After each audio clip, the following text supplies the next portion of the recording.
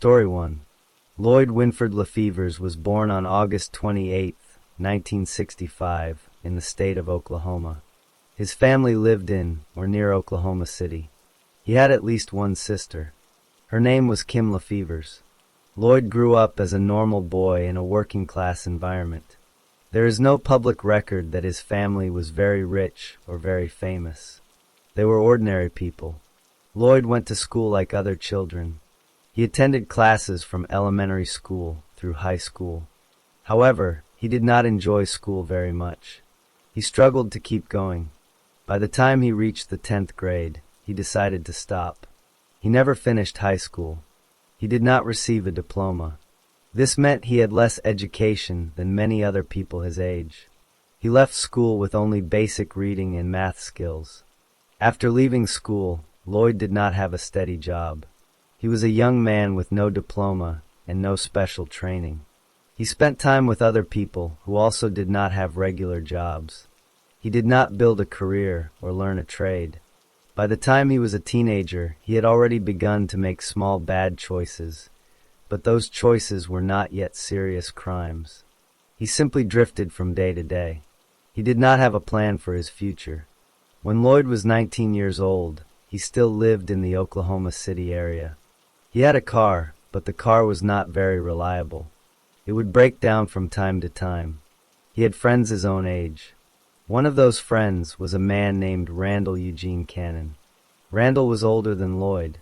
Randall was 25 years old in 1985. The two men knew each other and spent time together. They did not work regular jobs. They did not have money saved up. They lived day by day without much direction. Lloyd's sister, Kim, stayed close to him even as he grew older. She cared about him as a brother. She saw that he was not becoming a successful person, but she did not know how to change him. Lloyd did not have a wife or children at this time. He did not own a house. He did not have a bank account. He simply existed from one day to the next, living on the edges of normal society. By the summer of 1985, Lloyd was 19 years old. He had no job, no diploma, and no money. His car kept breaking down. He was spending time with Randall Cannon, who was also unemployed and directionless. Neither man had a plan to improve his life. They were bored. They were frustrated. They were looking for easy ways to get money or excitement. This was the state of Lloyd Lefevers' life in June 1985. On the evening of June 24, 1985, Lloyd Lefevers was with Randall Cannon. They had no money. They had no plans for the night. Lloyd's car had broken down again. This was a problem because they could not drive anywhere. They decided to find another way to get a car or get money. They walked or found transportation to a neighborhood in northwest Oklahoma City. They chose a house at random. The house belonged to an 84-year-old woman named Addie Mae Hawley. She lived alone. She was old and weak. She could not fight back against two young men. Lloyd and Randall did not know her personally. They simply picked her house because it looked like an easy target. They wanted to rob her. They went to her front door. Then they kicked the door in. The door broke open. This was the first step of the crime. They entered the house without permission. Addie Hawley was inside. She saw their faces. She tried to escape from them. She ran or tried to get away, but she was too old and slow. The two men caught her and brought her back inside the house. Once inside, they began to take things. They ransacked the house. They moved through the rooms looking for valuables. They found her wedding ring. It was a ring she had worn for many years. Lloyd took the ring from her. He put it in his pocket. This was not just a robbery anymore. They had broken in, attacked an old woman, and stolen her personal property. Then they decided they could not let her go. She had seen their faces. She could tell the police who they were. So they made a plan to kill her. They did not want to leave a witness behind. They took Addie Hawley out of her house. They put her inside the trunk of a car. The car may have been her own car or another car. They locked her inside the trunk. She was trapped in the dark with no way out. She was 84 years old. She was already hurt from the beating they gave her when she tried to escape. Next, the two men drove the car to a different location. They did not kill her at her own house. They moved her to a deserted street or a vacant lot. The new location was about 21 blocks north of her house. It was a quiet place where no one would see them.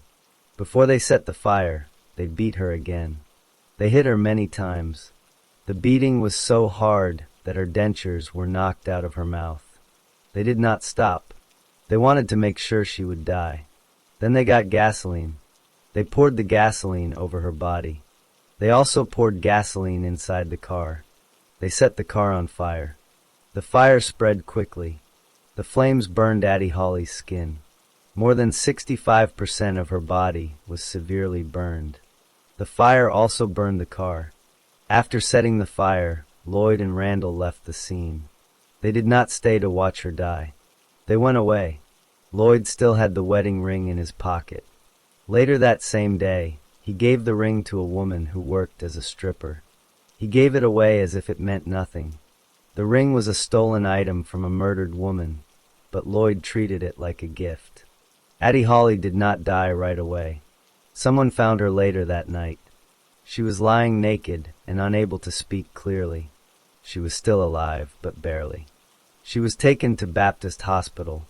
The doctors tried to save her, but her injuries were too severe. She died in the early morning hours of June 25, 1985. From the time they took her from her house to the time she died, about 5 to 6 hours passed. She suffered for many hours before her death. Lloyd Lefevers and Randall Cannon had committed the crime together. They both had taken part. Lloyd later would say that he did not know until the next day that Addie Holly had died. He would claim that he thought Randall was just going to let her out of the car. But the facts showed that Lloyd helped put her in the trunk, helped take her to the empty lot, and was present when the gasoline was poured and the fire was set. He also kept her stolen ring and gave it away within hours of the murder. At the time of the crime, no one saw them do it. There were no witnesses watching from the street. The police were not called until after Addie Holly was found burning or after she was taken to the hospital. Lloyd and Randall went back to their normal activities. They went drinking.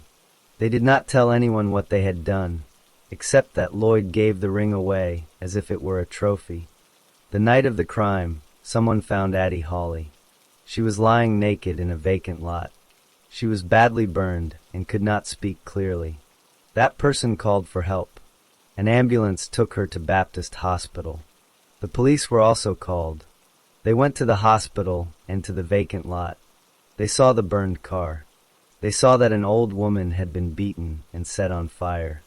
At the hospital, doctors tried to save Addie Holly, but she died in the early morning of June 25, 1985. The police then began a murder investigation. They looked for clues at the vacant lot. They also went to Addie Holly's house. They saw that the front door had been kicked in. The house had been ransacked.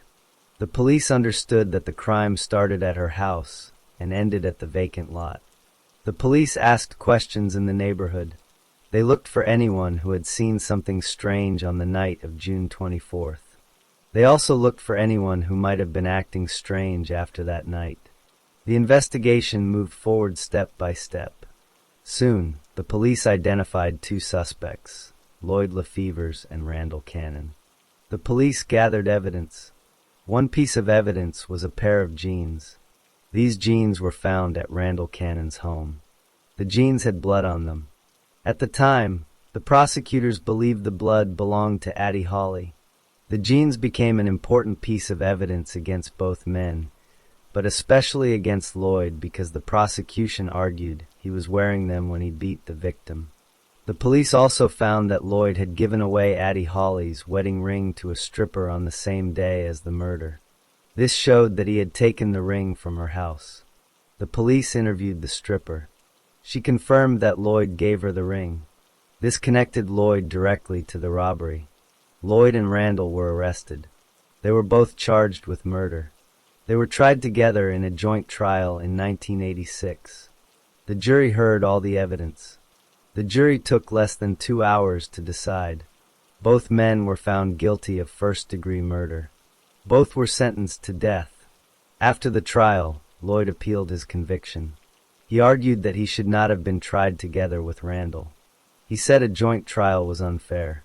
In 1991, the Oklahoma Court of Criminal Appeals agreed. The court reversed the conviction. The court said the two men should have had separate trials. Lloyd's death sentence was thrown out. The case was sent back for a new trial. In 1993, Lloyd was tried again. This time he was tried alone, without Randall Cannon in the same courtroom. The prosecutors again presented the evidence: the broken door, the stolen ring, the beating, the gasoline, the fire, the victim's death. The jury again found him guilty of first-degree murder. The jury again sentenced him to death. Randall Cannon was also retried separately in 1993.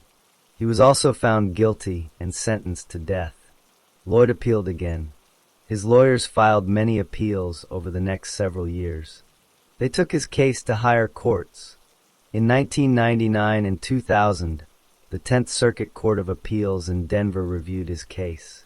Lloyd's lawyers asked for DNA testing on the pair of jeans.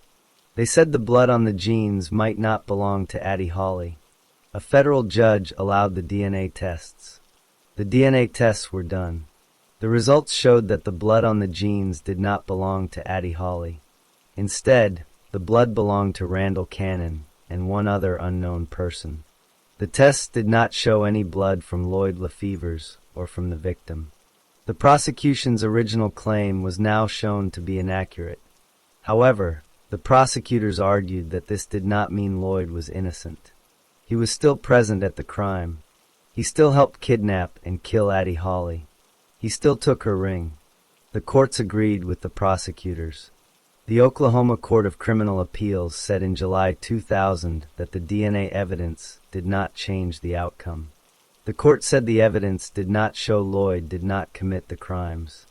The court also said the jury would still have returned a death sentence even without the jeans evidence. Lloyd's execution was scheduled for March 2000. But just 32 hours before the execution, the 10th Circuit Court of Appeals granted a stay. The stay paused the execution so the DNA claims could be reviewed. Later in 2000, a federal judge dismissed Lloyd's final appeals. The stay was lifted. The Oklahoma Court of Criminal Appeals then set a new execution date, January 30th, 2001. Lloyd's lawyers asked for clemency from the Oklahoma Pardon and Parole Board. On January 29, 2001, the board held a clemency hearing. The board voted 4-0 to deny clemency. No one on the board recommended mercy. On January 30th, 2001, Lloyd Winford Lefevers was 35 years old. He was taken to the Oklahoma State Penitentiary in McAlester. The state executed him by lethal injection. He was pronounced dead at 9:19 p.m. He became the 7th person executed in Oklahoma in 2001 and the 37th person executed in Oklahoma since 1976. Addie Mae Hawley had already died on June 25, 1985. She never saw justice done, but her family did. Her nephew, Colorado State Senator Ken Schlauber, said Lloyd's execution was long overdue. Randall Cannon remained on death row after Lloyd's execution, still serving his own death sentence for the same murder. The story of Lloyd Winford Lefevers ended on January 30th, 2001, when he was put to death for the murder of 84-year-old Addie Mae Hawley.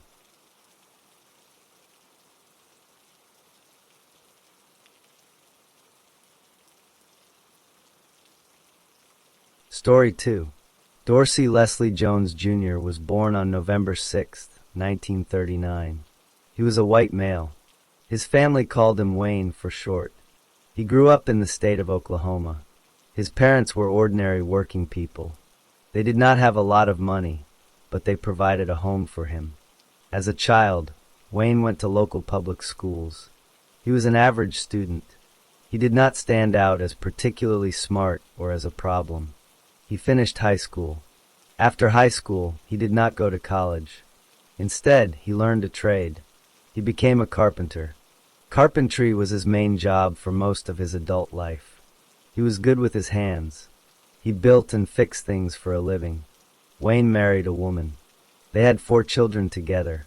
He worked steadily to support his family. Neighbors and co-workers thought he was a calm and quiet man.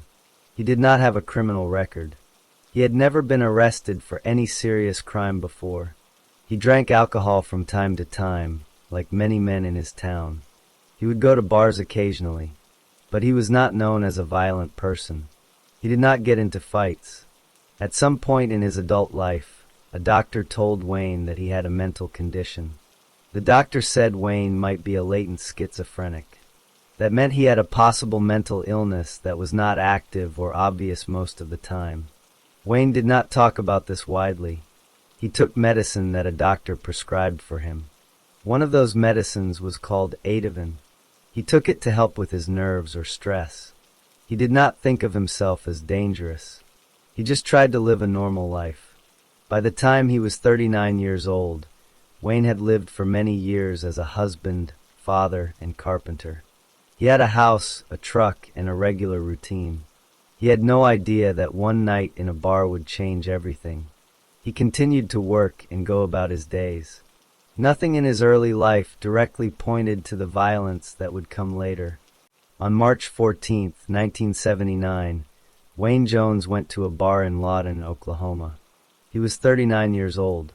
Earlier that day, he had taken his prescribed medicine Ativan. He had also been drinking alcohol.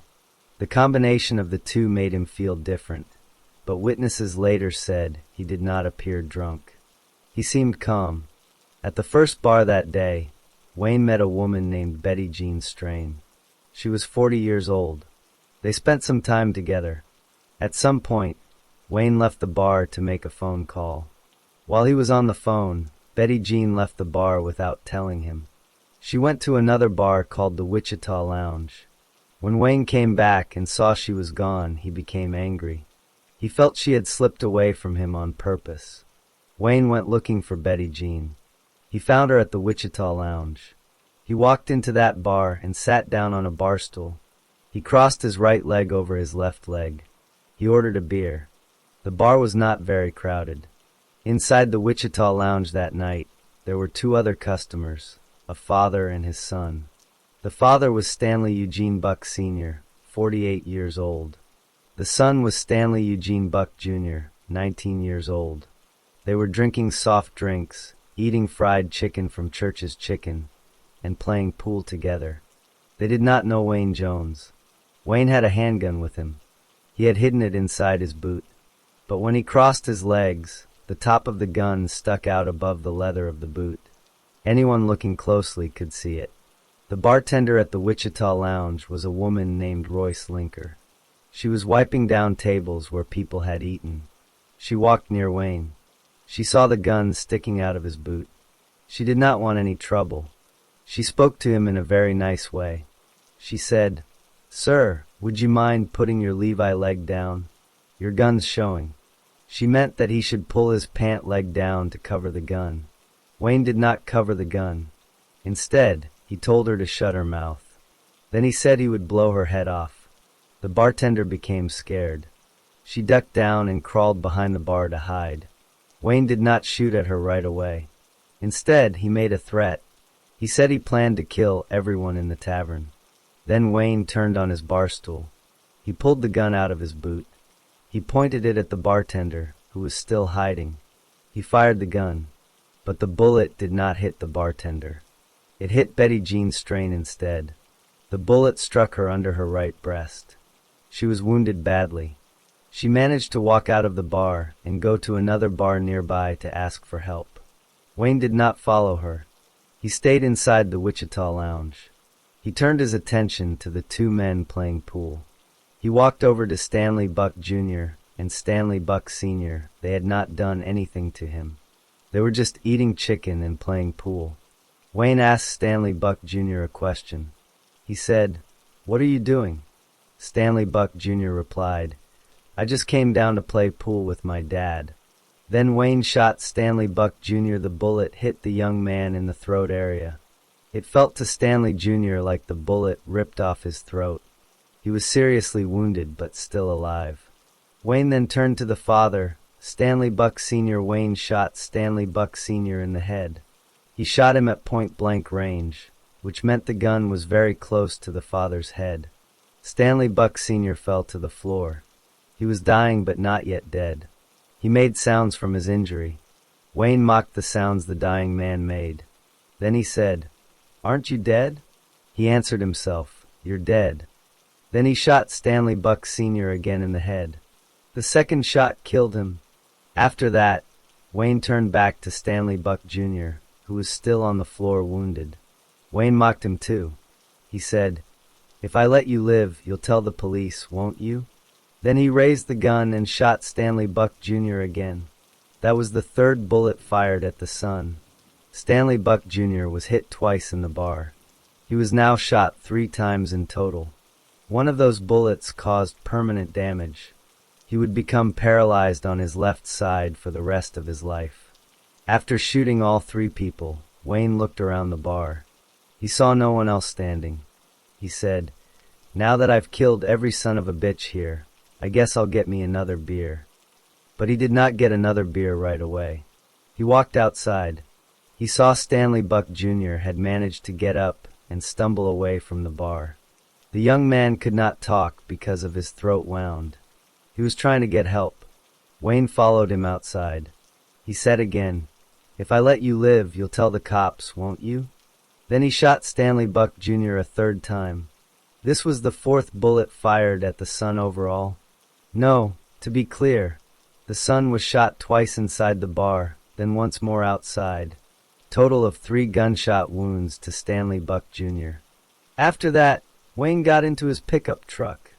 He put the handgun on the front seat. He drove home. Stanley Buck Jr. did not die. He managed to stumble to a nearby fruit stand. He could not speak because of his wounds, so he motioned with his hands for bystanders to call the police. An emergency tracheotomy, a cut in the throat to help him breathe, saved his life later at the hospital. Betty Jean Strain also survived her wound, but the bullet under her right breast caused damage to her spleen. Doctors had to remove her spleen entirely. Stanley Eugene Buck Sr. died at the bar from 2 gunshot wounds to the head. That night, Wayne Jones went home and parked his truck in his driveway. The gun was still on the front seat. He did not run away. He did not hide. He got out of the truck and walked toward his house. After Wayne Jones drove home and parked his truck in his driveway, Lawton police received a call. The call came from the fruit stand where Stanley Buck Jr. had stumbled for help. Bystanders saw a young man who could not speak and was covered in blood. They called the police right away. Officers went to the Wichita Lounge. They found Stanley Buck Sr. dead on the floor with 2 gunshot wounds to his head. They found blood and bullet casings. They also found witnesses. The bartender, Royce Linker, was still alive. She told police what happened. Betty Jean Strain was at another bar, wounded, and she also gave a statement. Police asked witnesses for a description of the shooter. They learned his name was Wayne Jones. They also learned where he lived. A short time after the shooting, officers went to Wayne's house. They found him in his driveway, or just getting out of his truck. They arrested him without any struggle. He did not fight back. Inside the front seat of his truck, police found the handgun he had used. That gun was taken as evidence. Wayne Jones was taken to jail. He was charged with first-degree murder for the death of Stanley Eugene Buck Sr. He was also charged with assault and battery with a deadly weapon for shooting Stanley Buck Jr. and Betty Jean Strain. At his trial, which began in April 1980, Wayne did not say he was innocent. Instead, he said he did not remember the shooting.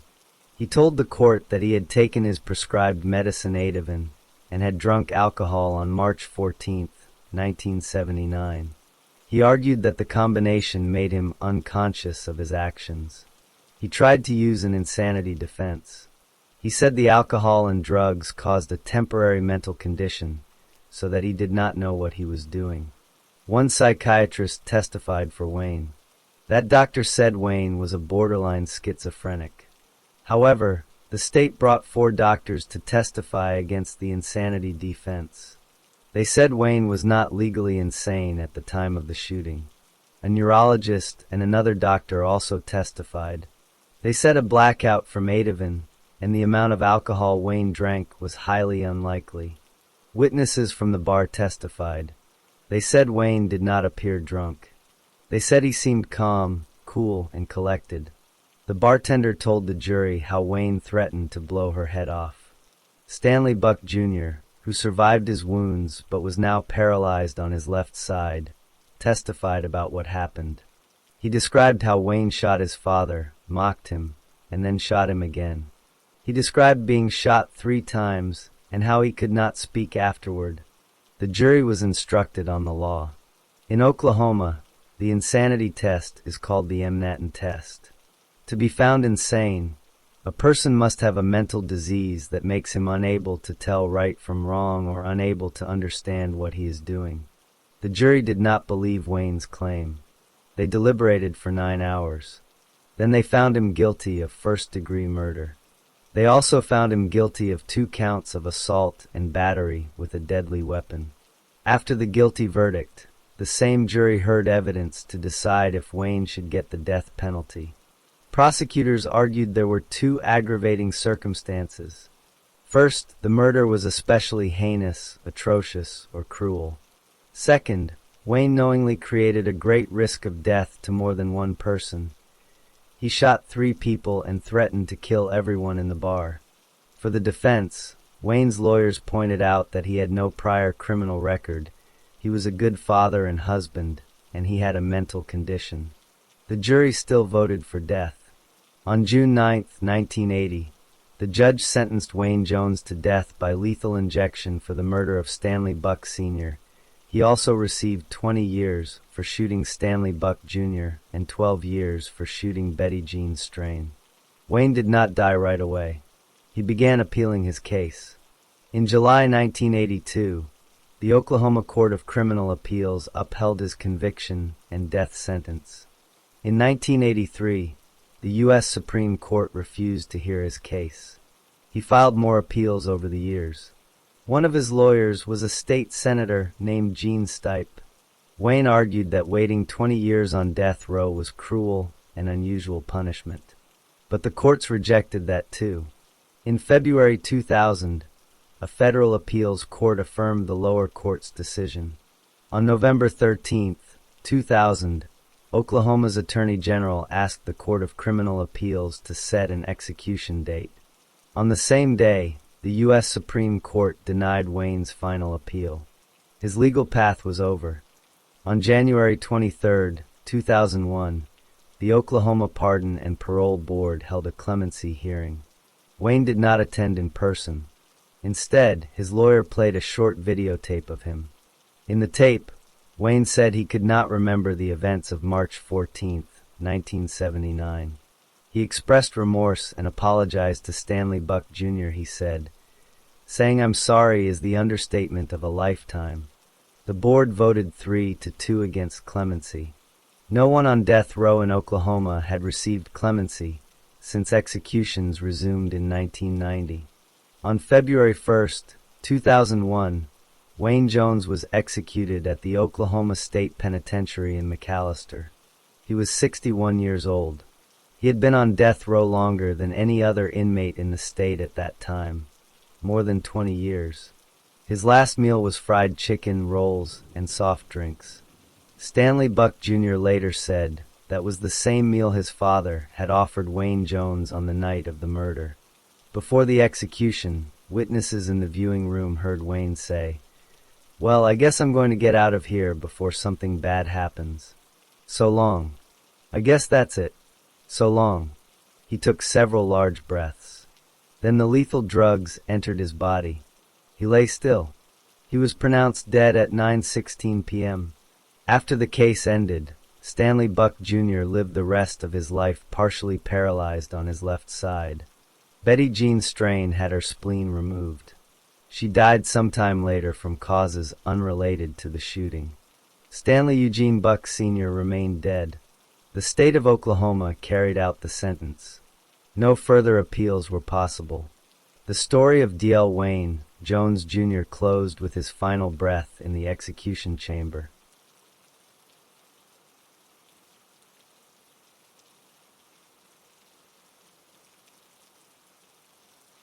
Story 3. Stanley D. Lingard was born on April 16, 1963. He was a white male. He grew up in Ripley County, Missouri.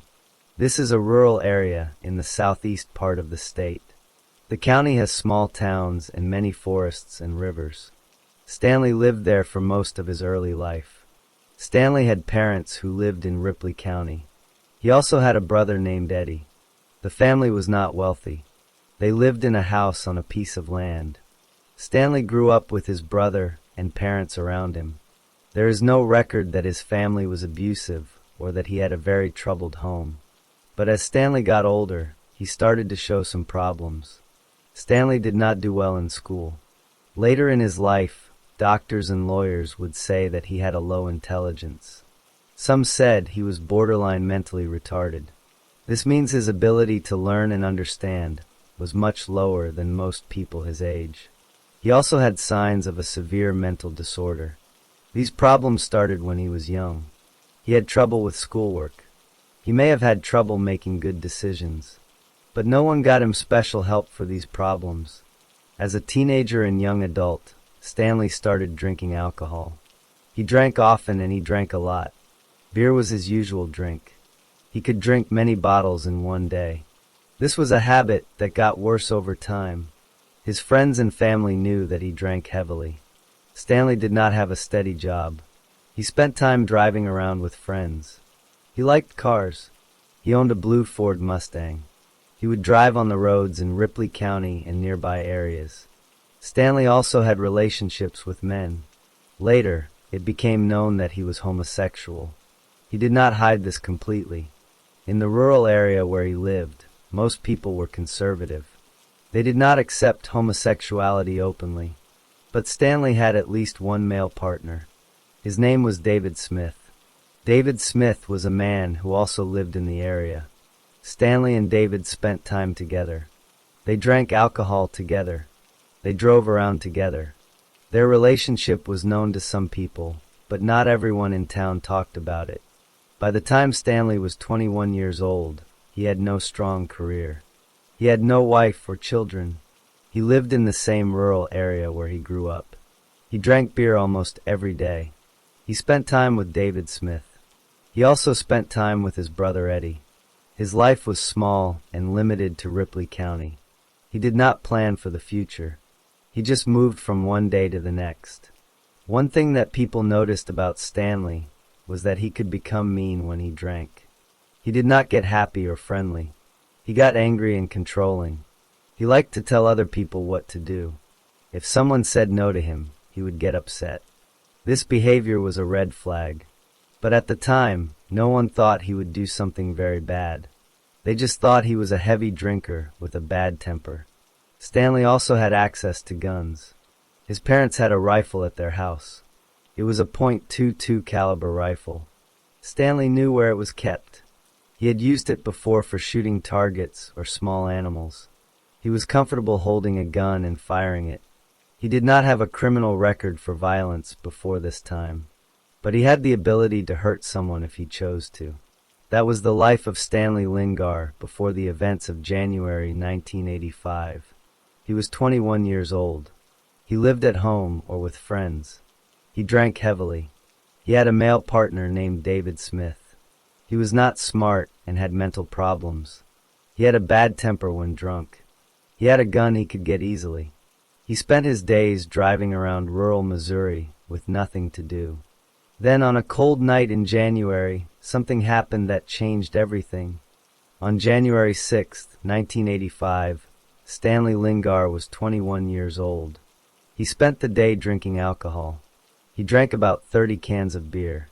He also drank part of a bottle of wine. His friend David Smith was with him. David Smith drank 3 bottles of wine and 6 to 8 beers that same day. Both men were very drunk. but they were still able to drive a car and talk to people. Also that day, Stanley and David had picked up some hitchhikers. These were strangers who needed rides. The hitchhikers were in the car with them. Later that night, the group was driving on Highway 160 in Ripley County, Missouri. It was late at night, early in the morning of January 6th. The weather was cold. A 16-year-old boy named Thomas Scott Allen was also on Highway 160. Thomas was a junior in high school. He had been at his girlfriend's house. He was driving his Jeep to go home. But his Jeep ran out of gas. He was stuck on the side of the road. Stanley Lingard drove his blue Ford Mustang to where Thomas was standing. David Smith was in the car with Stanley. The hitchhikers were also still in the car. Stanley stopped. Thomas explained that he had no gas. He needed to get to a gas station. Stanley told Thomas that he would drive him to a gas station. Thomas agreed to go with them. He got into the car. First, Stanley and David let the hitchhikers out of the car. Then Stanley drove with Thomas and David to Doniphan, Missouri. Doniphan was a town nearby. They looked for an open gas station, but it was very late at night. All the gas stations were closed, so Stanley did not buy gas. Instead, he drove away from Doniphan. He headed toward a place called Lingo Lake. While driving, Stanley told Thomas to take off his coat. Thomas said no. He did not want to remove his coat. Stanley then threatened him. He said that if Thomas did not take off his coat, he would not take Thomas back to town. Thomas was scared. He took off his coat. The car arrived at Lingo Lake. It was a remote area near the water. No other people were around. Stanley then threatened Thomas again. He said that if Thomas did not take off all his clothes, he would leave him at the lake. Thomas was alone with two older men in a dark place. He did what they said. He took off all his clothes. He was naked. Then Stanley ordered Thomas to masturbate. This was a sexual act. Thomas was scared and confused. He tried to follow the order, but he had difficulty doing it. He could not perform the act the way Stanley wanted. Stanley became angry or impatient. He decided to get his rifle. He drove the car from Lingo Lake to his parents' home. The gun was kept at that house. It was a .22 caliber rifle. Stanley went inside and took the rifle. Then he drove back to Lingo Lake. David Smith and Thomas were still in the car. Thomas had not been allowed to put his clothes back on. When Stanley returned to the lake, he pointed the rifle at Thomas. He ordered Thomas again to masturbate. Thomas was very afraid. He was naked, sitting in a car with a gun pointed at him. He tried again to follow the order. Then Thomas asked if he could get out of the car to urinate. His body was reacting to fear and cold. Stanley said yes. Both men got out of the car. Thomas was still naked. Stanley was holding the rifle. Once they were outside the car, Stanley shot Thomas in the back. The bullet went into his body. Thomas fell, but he was still alive. He was badly hurt, but he tried to escape. He got back into the car. He wanted to drive away. He tried to start the car, but he could not get it started. Stanley walked to the passenger side of the car. He fired the rifle again. This shot hit Thomas in the head. Thomas fell out of the car onto the ground. He was still alive. He tried to get up. Stanley shot him a third time. Thomas tried to get up again. He was injured very badly, but his body kept trying to stand. Stanley then went to the trunk of the car. He took out a crowbar. A crowbar is a metal tool used for prying things open. Stanley used the crowbar to beat Thomas in the head. He hit him many times. Thomas stopped moving. He was on the ground, naked, covered in blood. He had been shot 3 times and beaten in the head with a crowbar, but he was still showing small signs of life. He was breathing or moving slightly. Stanley got back into the car. David Smith was still in the car. Stanley put the car in reverse. He backed the car up.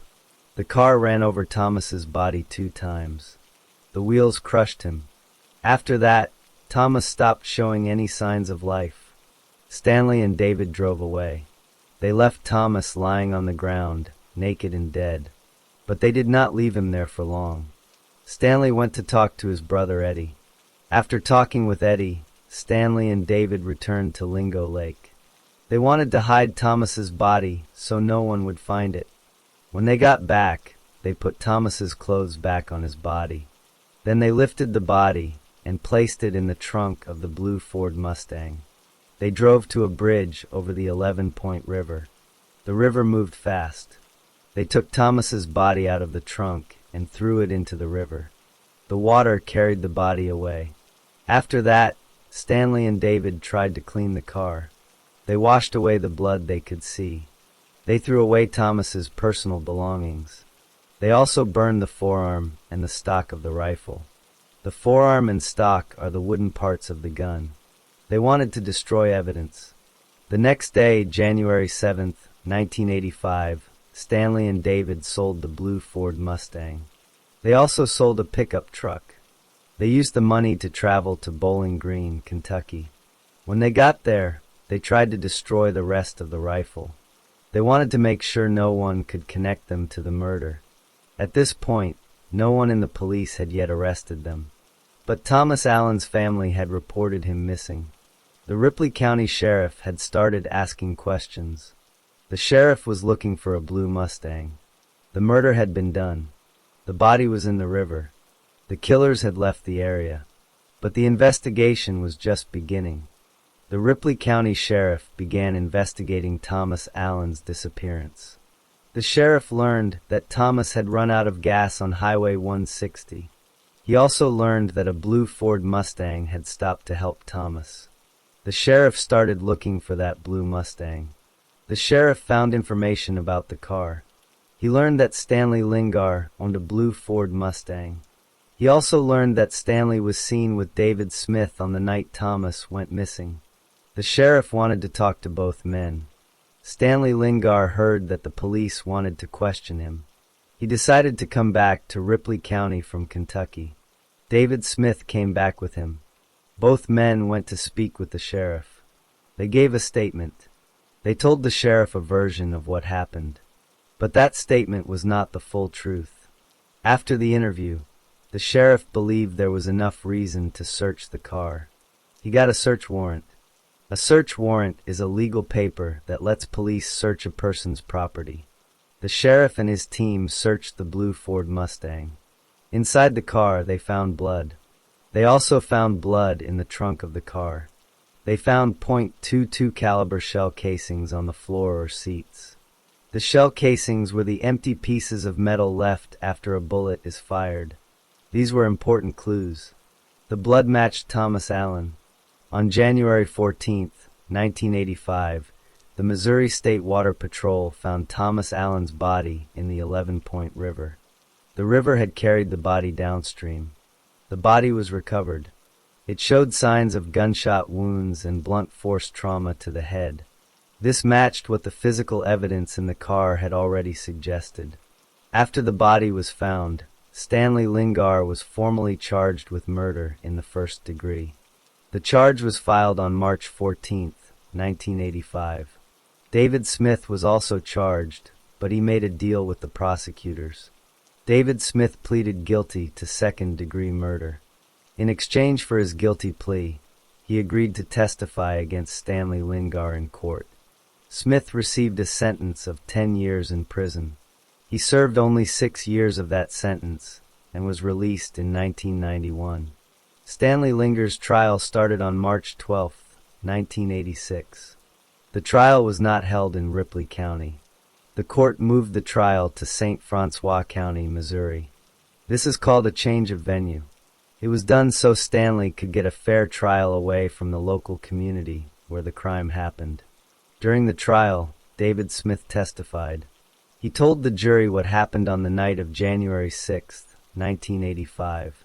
He said that Stanley Lingar was the one who shot Thomas Allen, beat him with a crowbar, and ran over him with the car. Smith also testified that he and Stanley were homosexual lovers.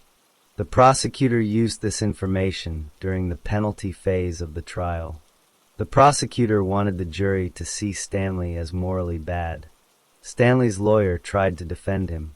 But the lawyer had no experience with first-degree murder cases or death penalty cases. The lawyer also used a defense that had been banned in Missouri 3 years before the trial. Later, many people said Stanley did not get good legal help.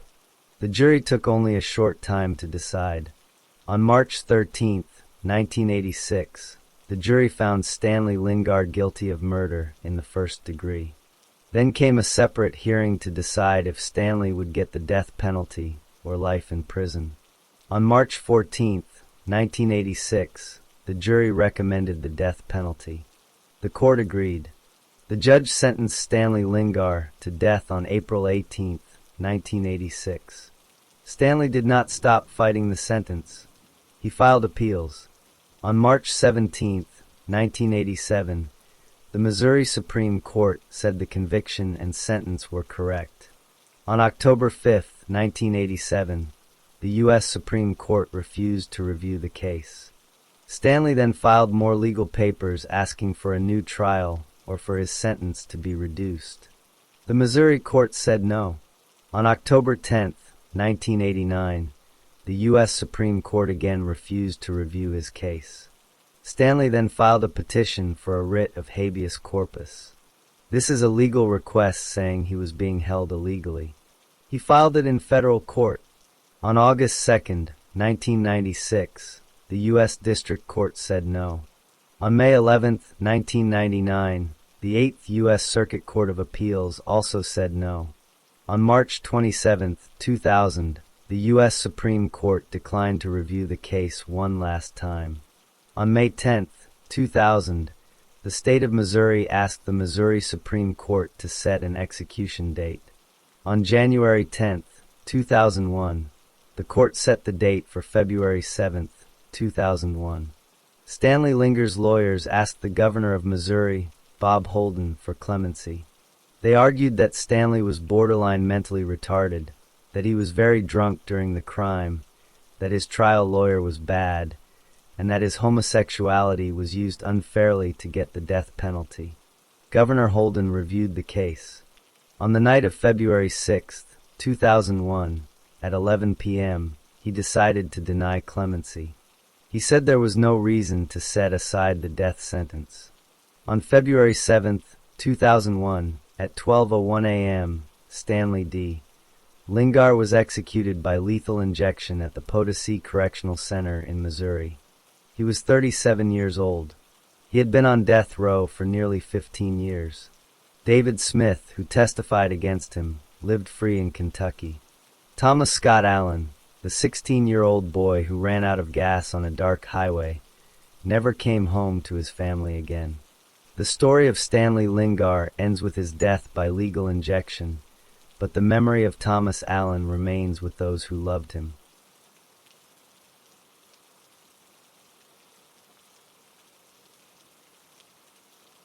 Story 4. Adolf Gil Hernandez was born on September 1, 1950. He was Hispanic. He grew up in Texas, but the exact town of his birth is not widely recorded in public records. As a young man, Hernandez did not follow the law. He started committing crimes when he was still a young adult. His first known felony convictions happened in 1977. That year, he was convicted of 2 counts of burglary. A judge gave him 8 years of probation for these crimes. But Hernandez did not follow the rules of his probation. He got a DWI, driving while intoxicated. Because of this, the judge revoked his probation in March 1978. Hernandez was sent to prison for the first time. He served almost 2 years. Then he was paroled in early 1980. After his release, he did not stay out of trouble. He was convicted of larceny, which means stealing property. He received an 8-year sentence for that crime. He also committed another burglary in 1981. For that burglary, a judge gave him a 15-year sentence.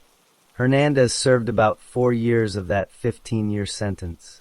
He was paroled again in 1985, but he broke the rules of his parole. He was sent back to prison. While back in prison, he got another conviction for unauthorized use of a motor vehicle. That means he took someone's car without permission. He received a 15-year sentence for that crime, to run at the same time as his other sentence. Despite his long sentences, Hernandez was released early again.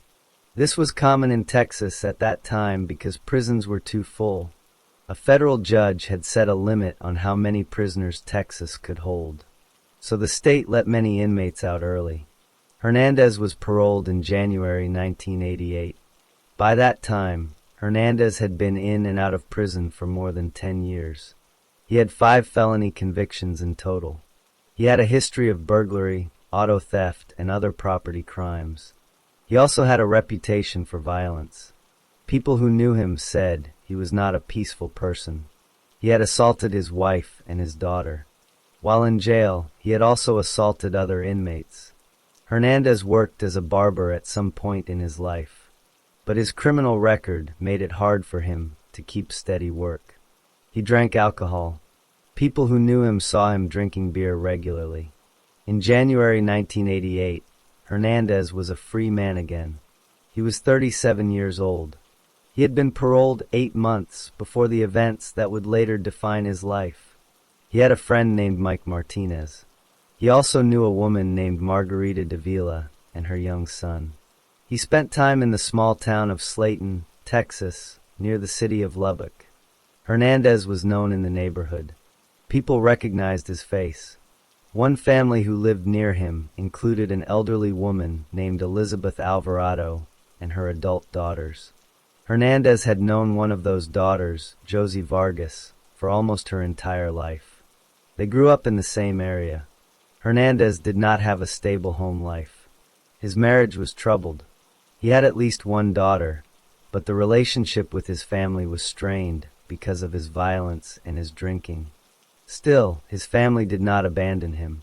His brothers and his daughter stayed in contact with him over the years. By September 1988, Hernandez had been out of prison for 8 months. He was 38 years old. He still lived in the Lubbock area. He still drank beer. He still carried a reputation for being dangerous. But on the evening of September 30th, 1988, he was simply a man with a criminal past, walking around Slayton with a friend, looking for more beer. On the evening of September 30th, 1988, Hernandez and his friend Mike Martinez went to the home of a woman named Margarita Davila. They brought an 8-pack of beer with them. The 3 of them sat and drank the beer together. Davila had a young son. While they were there, Hernandez played baseball in the yard with the boy using a baseball bat. At around 7:30 p.m., Hernandez and Martinez decided to leave. They wanted to buy more beer. As Hernandez walked out of Davila's house, he picked up the baseball bat the boy had been using. Davila told him not to take the bat. Hernandez ignored her and took it anyway. Both Davila and Martinez later said that at this time, Hernandez was not drunk. Hernandez and Martinez went to a store and bought a 6-pack of beer. Then they went to the home of a man named Kenneth Hodges. They shared the 6-pack with Hodges and another person. After some time, Hernandez and Martinez left Hodges's home. They walked together for a short while. Then they split up. Martinez later said that when they parted, Hernandez was still not drunk. It was now about 9 p.m. Hernandez walked alone. He carried the baseball bat. He came to the home of a young boy who lived with his grandmother. This house was near the home of Elizabeth Alvarado. Hernandez knocked on the front door. The boy looked out the window but could not see who was there because it was dark or the view was blocked. So the boy opened the door. When the door opened, the boy recognized Hernandez. He asked Hernandez what he wanted. Instead of answering, Hernandez swung the baseball bat at the boy. The boy saw the bat coming. He quickly closed the screen door, and the bat hit the screen door instead of the boy's body. The bat's blow was deflected. Hernandez did not hit the boy. The boy was scared but unhurt. Then Hernandez turned and ran off. He ran in the direction of Elizabeth Alvarado's home. Later, when the boy was asked in court, he said he did not smell any alcohol on Hernandez during this attack. At almost the same time, Josie Vargas arrived at her mother's home. Josie Vargas was Elizabeth Alvarado's adult daughter. She came by car. She was accompanied by her nephew, a young boy. They pulled into the driveway of Alvarado's house. As they drove in, Josie and her nephew saw Hernandez come out of the kitchen door of the house. He was holding Elizabeth Alvarado's purse in one hand and the baseball bat in the other. Josie recognized Hernandez immediately. She had known him for almost her entire life. They grew up in the same neighborhood. Hernandez saw Josie's car. He turned and ran back inside the house. Then he came out through the front door. He walked toward Josie, who had gotten out of her car. Her nephew stayed inside the car. Hernandez asked Josie if she was alone. Then he raised the baseball bat over his head. The bat had blood on it. He looked like he was going to hit Josie with it. Josie did not run. She grabbed the bat with her hands. She and Hernandez struggled over who would control the bat. Josie was strong and determined. She wrestled the bat away from Hernandez. He let go of the bat and ran away. He still had Alvarado's purse with him. As he fled, Josie swung the bat and hit Hernandez 3 times. But he kept running and got away. Josie and her nephew then went inside Alvarado's house. What they found was terrible. Elizabeth Alvarado was on the floor. She had been beaten badly. Her face was so damaged that she could not be recognized. But she was still alive. Both Josie and her nephew heard gurgling noises coming from Alvarado's body. They called for emergency medical help. While they waited, Alvarado continued to make those noises. When the ambulance arrived, medical technicians tried to save her. They attempted life support procedures, but it was too late. Alvarado was declared dead when she arrived at Lubbock General Hospital. Later, a doctor performed an autopsy to find out exactly what happened. The doctor found that Alvarado had been hit on the head multiple times with a blunt object. The blunt object was consistent with a baseball bat. She had 8 separate blows to her head. These blows caused a depressed skull fracture, meaning part of her skull was pushed inward. She also had lacerations, deep cuts, on her head. Her nose was broken. Inside her skull, she had a massive subdural hemorrhage, which is a large amount of bleeding under the protective covering of the brain. That bleeding is what killed her. The doctor also found injuries on other parts of her body. Both bones in Alvarado's right wrist were broken. The doctor said these breaks were caused by a blunt instrument hitting her arm. The force of the blows was very intense. The doctor testified that the injuries could only have been caused by someone swinging a heavy object with great force. Alvarado was 69 years old. She was not strong enough to defend herself against a younger man with a bat. While Josie Vargas was waiting for help to arrive for her mother, she did not know where Hernandez had gone. But she had taken the baseball bat from him. That bat was later identified by Margarita Davila's son as his bat, the one Hernandez had taken from Davila's house earlier that evening. Less than 1 hour after Josie found her mother, the police found Hernandez. He had not run far. He was hiding in some bushes near the scene of the crime. But some things were missing. Earlier that evening, Hernandez had been seen wearing a black baseball cap. He was not wearing that cap when the police found him. He also did not have Alvarado's purse anymore. Police officers searched the area. They retraced the path Hernandez might have taken after fleeing from Josie. Near the location where the purse was found, the police discovered a black baseball cap, Alvarado's purse, and her wallet. The purse and wallet were spattered with blood. The money, $350 in cash, was also found nearby. The police also looked at the shoes Hernandez was wearing when they arrested him. His tennis shoes had a certain pattern on the bottom. Near the spot where the purse and cap were found, there was a shoe print in the dirt or mud. That shoe print matched the pattern on Hernandez's shoes. Hernandez had blood stains on his shirt, his pants, and his shoes. The blood was later determined to be Alvarado's. He had no explanation for why her blood was on his clothes. He had no explanation for why her purse was found along the path where he had run. He had no explanation for why his baseball cap was there too. Later, when Hernandez was questioned, he said he did not remember what happened. He said he was in an alcoholic blackout. He claimed he had drunk so much beer that night that his memory was blank. But multiple witnesses, including Margarita Davila, Mike Martinez, and the young boy whose door he knocked on, all said Hernandez was not drunk at the times they saw him that evening. The police did not need to search for a suspect for long. Josie Vargas had seen Hernandez leave her mother's house with the purse and the bloody bat. She knew him by name and face.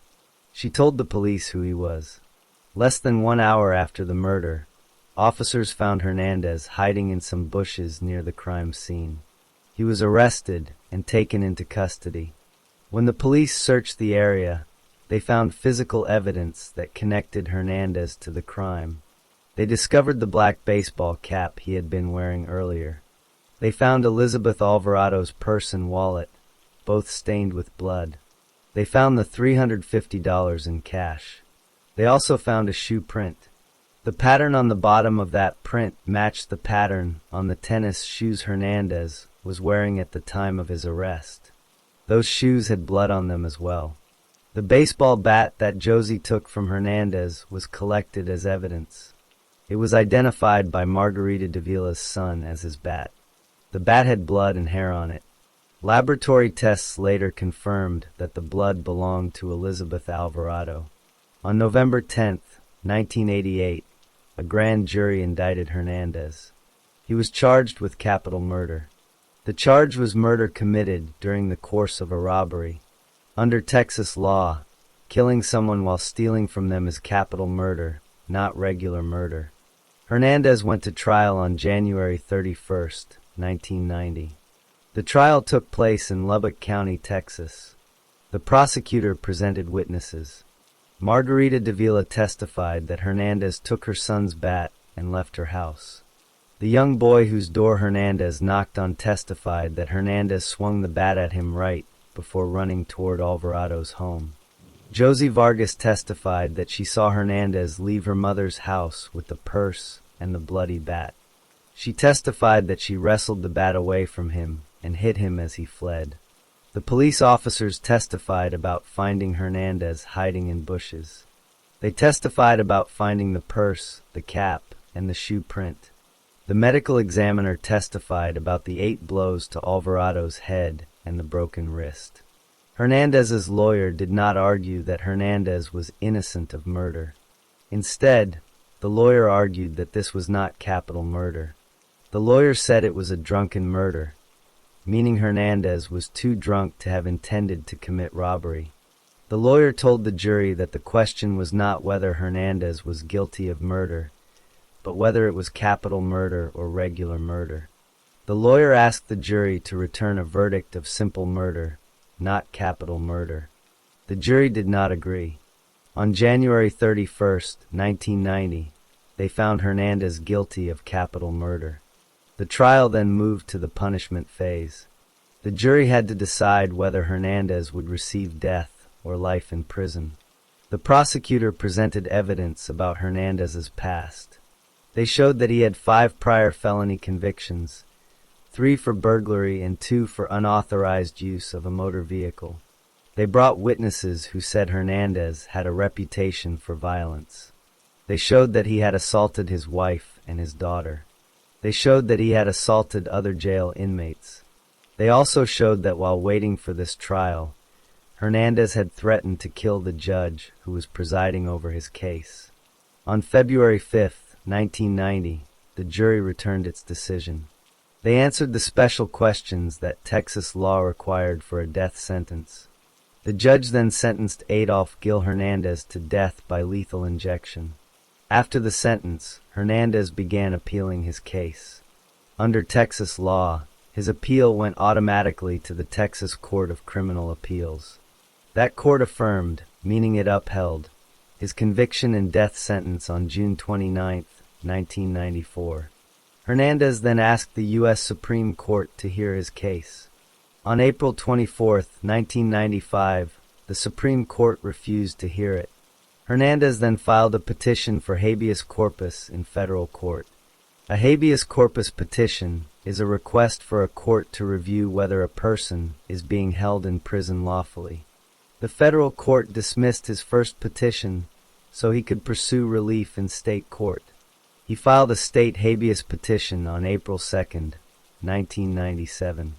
The state court recommended denying relief.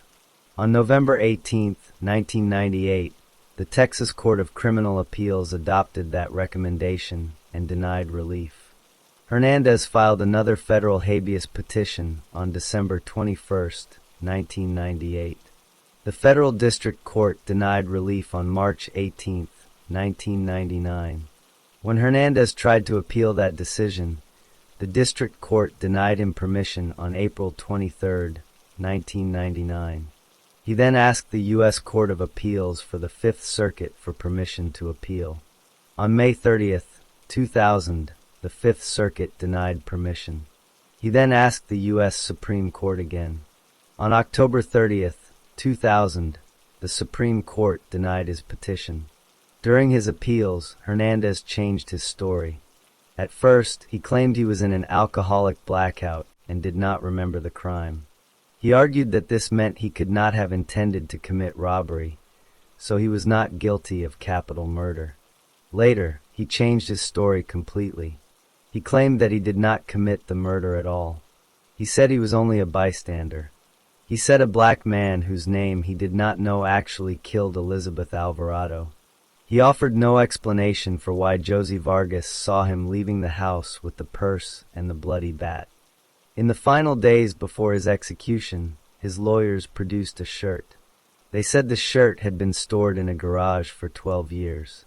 They said the shirt had Alvarado's blood on it, but did not belong to Hernandez. They argued that this proved someone else committed the crime. A state judge reviewed the request for a stay of execution, a court order to stop the execution, but denied it. The judge said the new evidence was not enough to stop the execution. Hernandez also asked Texas Governor Rick Perry for a 30-day reprieve. The governor refused. On February 8, 2001, Adolph Gil Hernandez was taken to the death chamber in Huntsville, Texas. He was 50 years old. He was strapped to a gurney. He made a brief final statement. He thanked his family for their help and moral support. He told them he was just going home. He said he would see them one of these days and told them not to rush it. He did not mention Elizabeth Alvarado. He did not apologize. The lethal drugs were injected. At 6:24 p.m., he was pronounced dead. Elizabeth Alvarado's family watched the execution. 2 of her daughters were present. One of them, Mary Jane Garcia, had been to the same death chamber just 1 month earlier, on January 9, 2001, to watch the execution of Jack Wade Clark. In an unrelated crime, Jack Wade Clark had raped and murdered Mary Jane Garcia's daughter, Melissa and Garcia. Both killers were executed in Texas in 2001. The Alvarado family lost 2 family members to 2 different murderers in separate crimes. Hernandez became the 243rd person executed in Texas since the state resumed capital punishment in 1982. He became the 697th person executed in the United States since 1976. His criminal past, his violent actions on September 30, 1988, and his death sentence ended on that gurney in Huntsville. The case of Adolph Gil Hernandez closed when he was pronounced dead, and Elizabeth Alvarado's family was left to remember the 69-year-old woman who was beaten to death with a baseball bat in her own home.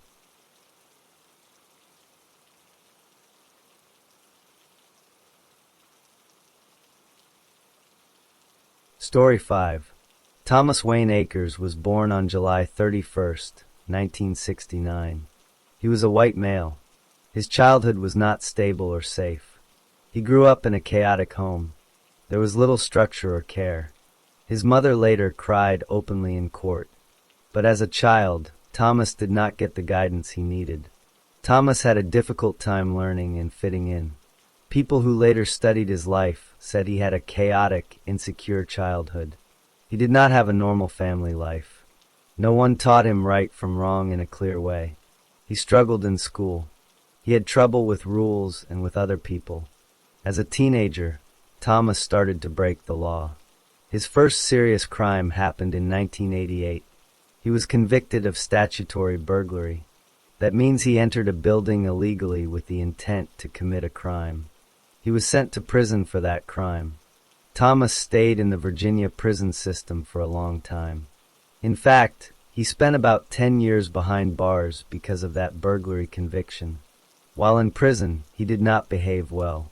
He was placed in isolated confinement many times. Isolation means he was kept alone in a small cell away from other prisoners. This was done because he caused problems or fought with others. Thomas did not like being in prison. During his time locked up, he wrote a letter to a judge. That was in 1987. In that letter, he said he wanted to die in the electric chair. He was still a young man, but he already said he preferred death over a long life in prison. For years, Thomas stayed inside. He had no real job or normal social life outside of prison. He had no stable home. He did not build relationships with law-abiding people. Instead, his habits were shaped by life behind bars. He learned to be aggressive and to watch out only for himself. On August 13, 1998, Thomas was released on parole. Parole means he was allowed to leave prison early under certain conditions. He had served his time for the burglary. Now he was free again. He was 29 years old. After he got out, Thomas had very little time to build a normal life. He had no steady job. He did not have a home of his own. He spent time with people he knew from his past. One of those people was his cousin. Thomas also met new people in the area. For 4 months, Thomas was free. He lived day by day. He did not go back to school. He did not get regular work. He stayed in the same area and kept habits that were not safe or lawful. Then, after those 4 months, something happened that changed everything. After Thomas Wayne Akers was released on parole in August 1998, he had 4 months of freedom. He did not get a job or a home. Instead, he spent time with his cousin, Timothy Dwayne Martin. Martin knew a man named Wesley Brant Smith. Smith was 24 years old. He was a white male. He worked as a machinist at a steel company in Salem, Virginia. Smith had recently moved into his own apartment. He was living alone for the first time. Smith and Martin had known each other for a while. They were acquaintances. Martin had introduced Thomas to Smith not long before. Smith did not know Thomas well. He thought Thomas was just a friend of Martin. On December 18, 1998, a man named George Slusser visited Smith at his apartment in Roanoke, Virginia. Slusser was a family friend. They spent some time together. Then, around 8 p.m., Thomas Akers and Timothy Martin arrived at Smith's apartment. Martin told Smith that they had set him up for a blind date.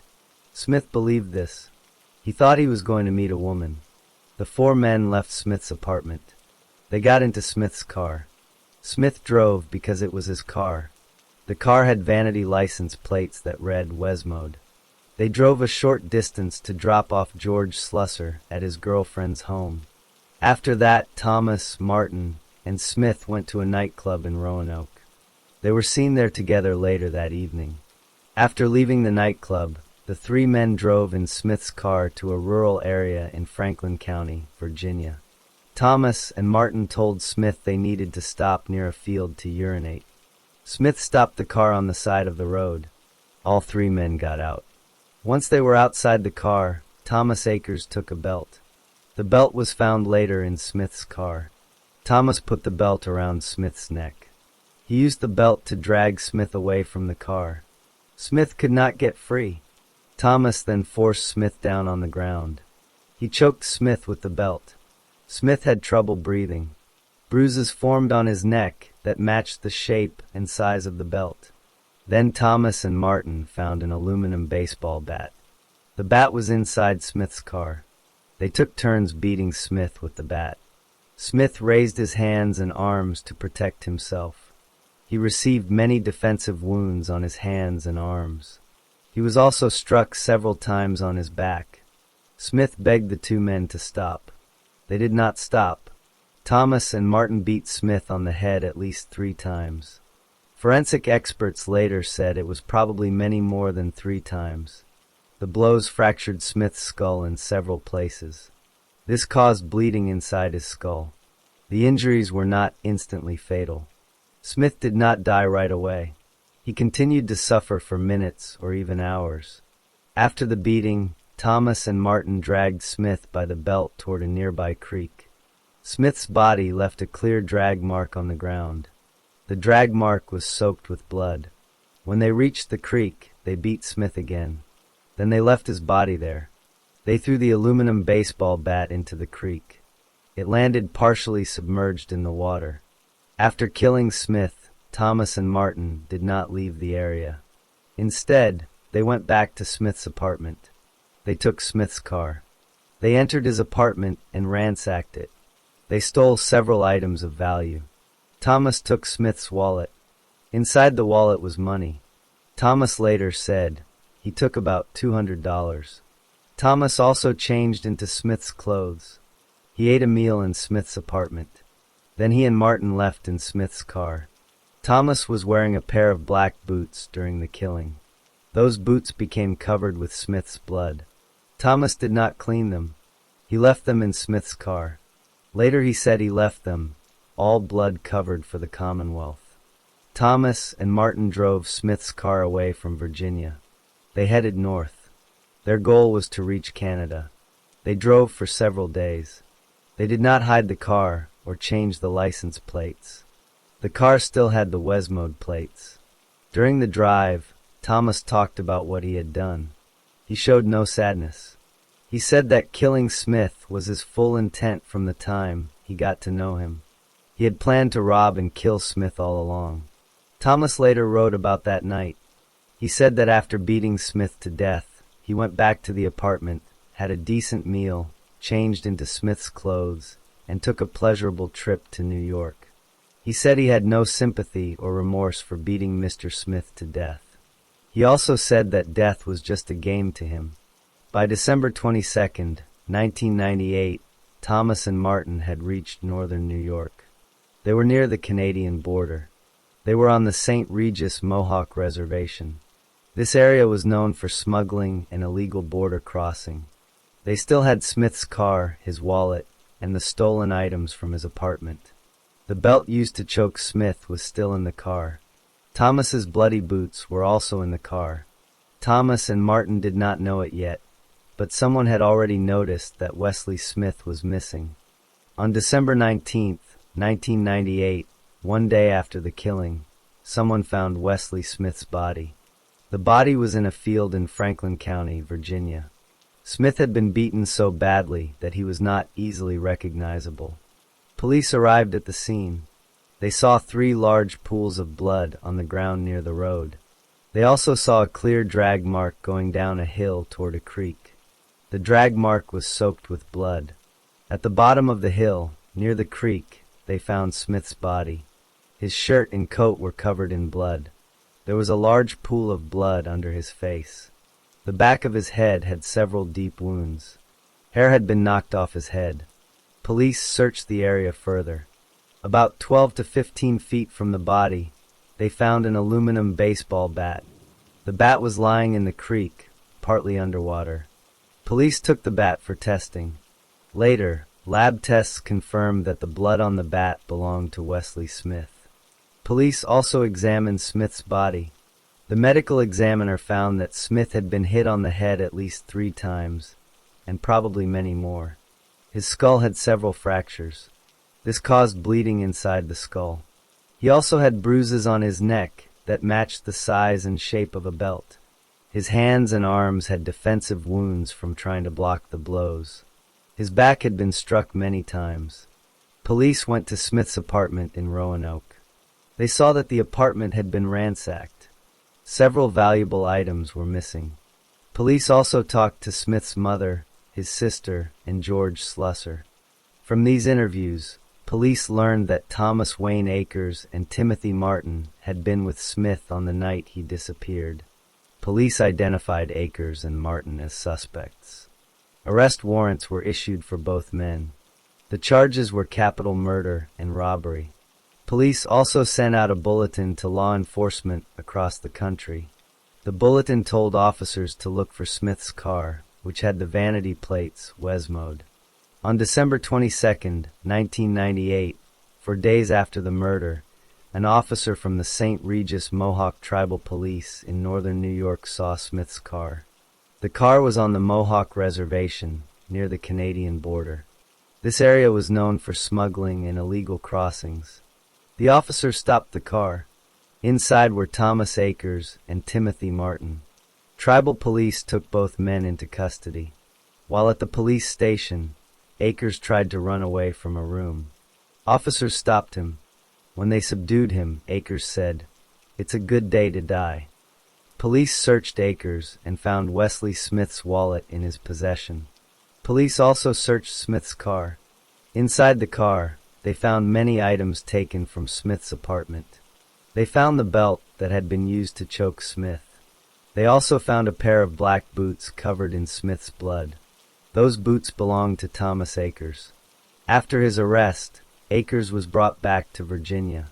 While he was in jail waiting for trial, he talked openly to other prisoners about the murder. He explained exactly what happened. He said he put the belt around Smith's neck, dragged him from the car, and choked him. He said he and Martin took turns beating Smith with the baseball bat. He said Smith begged them to stop. He said they dragged Smith to the creek, beat him again, and left him there. Akers also wrote letters to the prosecutor.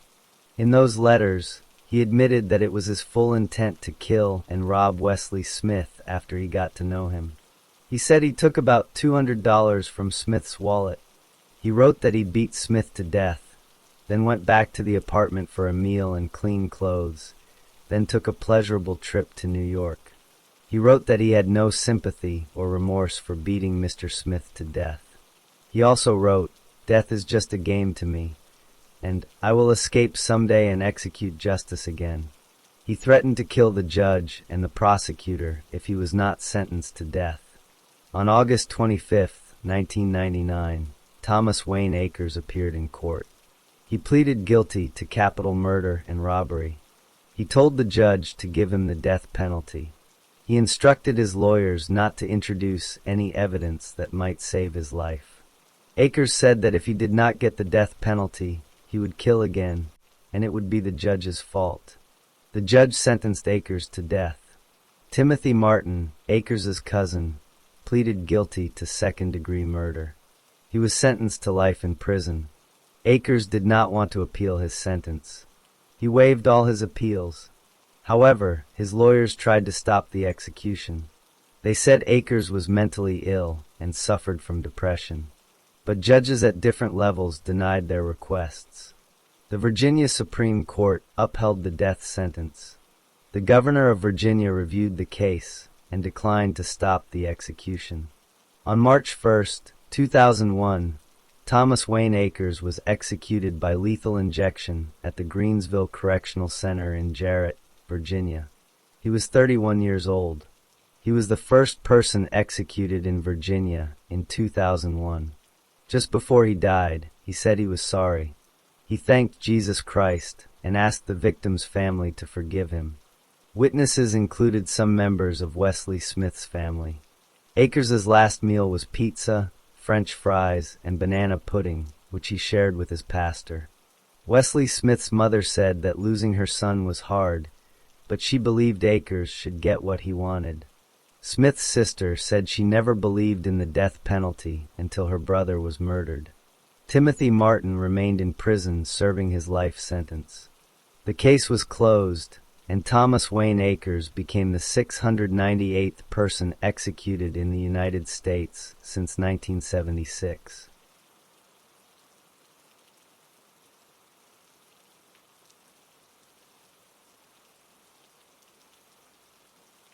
Story 6. Robert William Clayton was born on January 8, 1961. He was a white male. He grew up in the United States, but specific details about his parents and where he lived as a small child are not widely recorded. As a young boy, Robert did not do well in school. He had trouble learning new things. Teachers and family members noticed that he was slower than other children his age. Later, tests showed that his IQ was 68. An IQ of 68 is considered very low. Most people have an IQ around 100. This meant Robert had difficulty understanding complicated ideas. He also had trouble solving problems on his own. Because of his low intelligence, Robert did not finish much education. He left school early. He did not get a high school diploma. He had few skills that could help him get a good job. As a young man, he moved from place to place. He worked simple jobs that did not require much thinking or reading. Robert also showed signs of mental problems. Some people who knew him thought he acted strangely at times.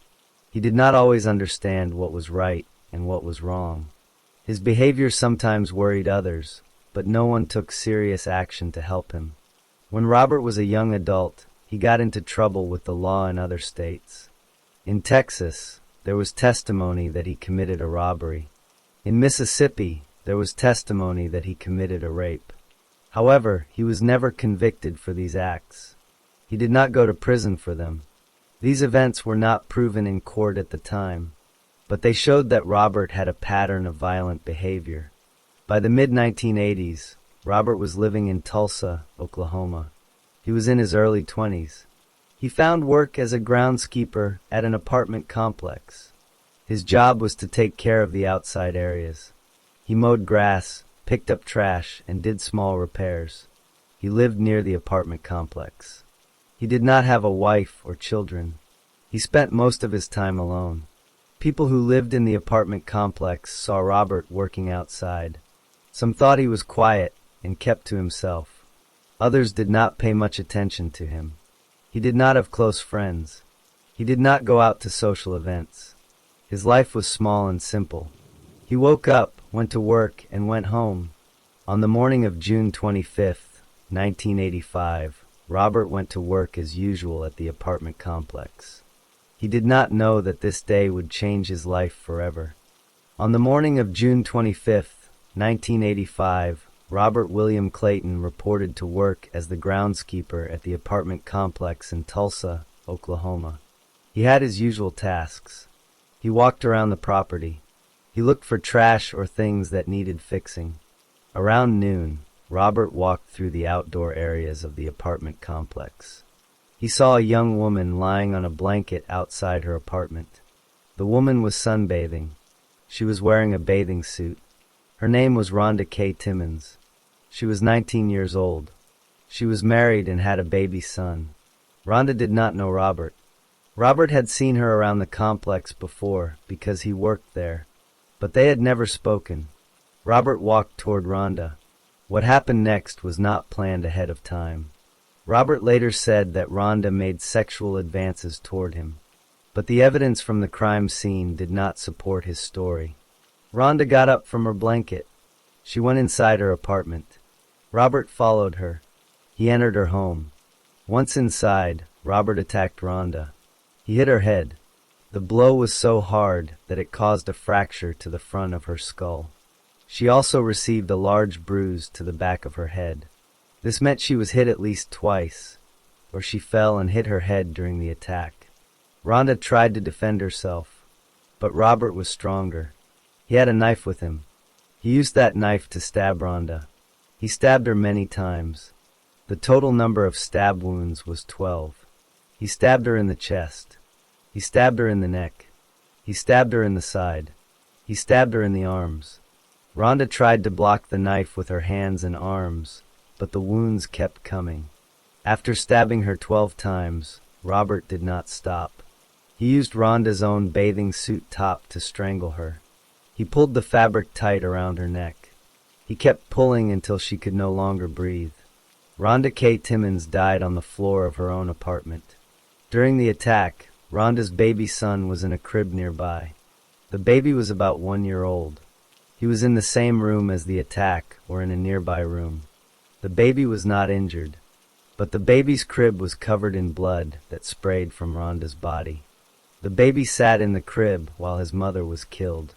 After Rhonda was dead, Robert left the apartment. He went back to his own home. He was wearing overalls and a sock. During the attack, blood had gotten on his sock and on his overalls. Robert knew he needed to hide the evidence. He washed his overalls to remove the blood stains. He put the sock next to his washing machine, but he forgot to wash it. The knife he had used was also covered in blood. He took the knife and hid it in his backyard. About 30 minutes after the murder, Rhonda's husband came home for lunch. His name was Bill Timmons. He walked into the apartment. He saw blood everywhere. He saw his wife lying on the floor near their baby's crib. She was dead. The baby was still alive in the crib, surrounded by blood. Bill called the police immediately. The police arrived at the apartment complex. They saw the scene. They began asking questions. They talked to people who lived in the complex. One of the people they talked to was Robert William Clayton, the groundskeeper. Robert acted nervous. He gave answers that did not make sense to the officers. At his own home, police later found a bloody sock next to his washing machine. In his backyard, police found a knife. The knife matched the wounds on Rhonda's body. Robert was taken to the police station. The police asked him what happened. Robert admitted that he stabbed Rhonda, but he said she made sexual advances toward him first. He said he was not in control of himself. The police wrote down what he said. The detective who took Robert's statement, Detective Fred Park, wrote notes. Later, those notes would go missing. The detective said he lost them, but he still claimed he remembered every word Robert said. At the time of the crime, Robert showed no signs of planning. He did not bring the knife to the apartment with the intention to kill. He was working. He saw Rhonda. He followed her inside. The attack was sudden and brutal. He used his hands, a knife, and her clothing to kill her. After Robert was arrested, he was held by police. He was charged with murder. He did not run away. He did not try to hide for days.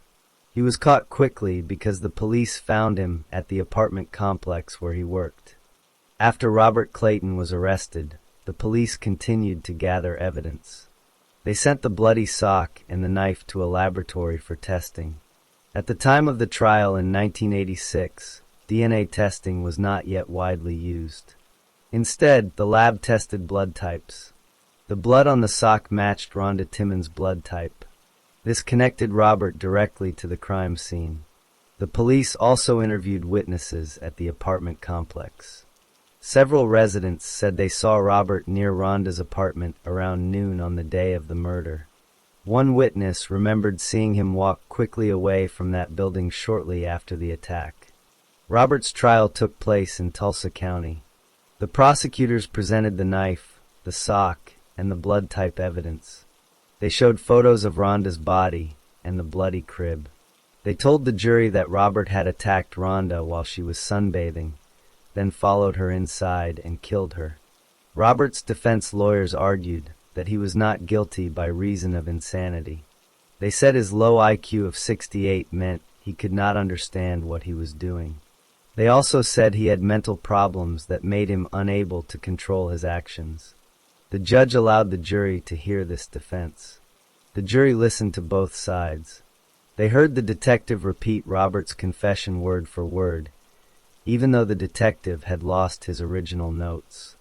The jury did not believe Robert's claim that Rhonda made sexual advances. The evidence showed she was attacked without warning. The jury found Robert William Clayton guilty of first-degree murder. Then the same jury had to decide his punishment. They could choose life in prison or death. The prosecutors pointed out that Robert had been linked to a robbery in Texas and a rape in Mississippi. They said he was a danger to others. The jury voted for the death penalty. The judge sentenced Robert to death on March 12, 1986. After the sentence, Robert began appealing. He asked higher courts to review his case. In 1992, the Oklahoma Court of Criminal Appeals upheld his conviction. The United States Supreme Court refused to hear his case in 1993. He kept fighting. In the mid-1990s, Robert asked for DNA testing. He believed new DNA technology could prove he was innocent. but the evidence from his trial had been lost by state officials for 5 years. The knife, sock, and overalls could not be found. In late 2000, Tulsa County prosecutors found the missing evidence in an evidence locker. Robert received a stay of execution, so the evidence could be tested. The Oklahoma State Bureau of Investigation did DNA tests on the blood stain on the sock. The DNA matched Rhonda Timmons' hair samples. The results confirmed that Robert was the murderer. Robert's own lawyer then did independent testing at a private lab in California. Those results also matched. After the DNA confirmed his guilt, the stay was lifted on January 19, 2001. The Oklahoma Court of Criminal Appeals set a new execution date for March 1, 2001. On March 1, 2001, Robert William Clayton was taken to the Oklahoma State Penitentiary in McAlester. He was given a last meal. He requested shrimp, oysters, fish with tartar sauce, a 32-ounce cream soda, and 1 strawberry cheese pie. At 9:07 p.m., the lethal injection drugs began to flow. Robert made a final statement. He said he was glad to leave. He said he was sorry for the lady who was killed. Then he said, "You're still killing an innocent man." At 9:10 p.m., he was pronounced dead. Rhonda Timmons' mother and stepfather watched the execution. They said they did not seek revenge. They said they sought justice, and justice was served. Rhonda's baby son, who was in the crib during the murder, grew up without his mother. Robert William Clayton was buried after the execution, and the case of Rhonda K. Timmons was finally closed.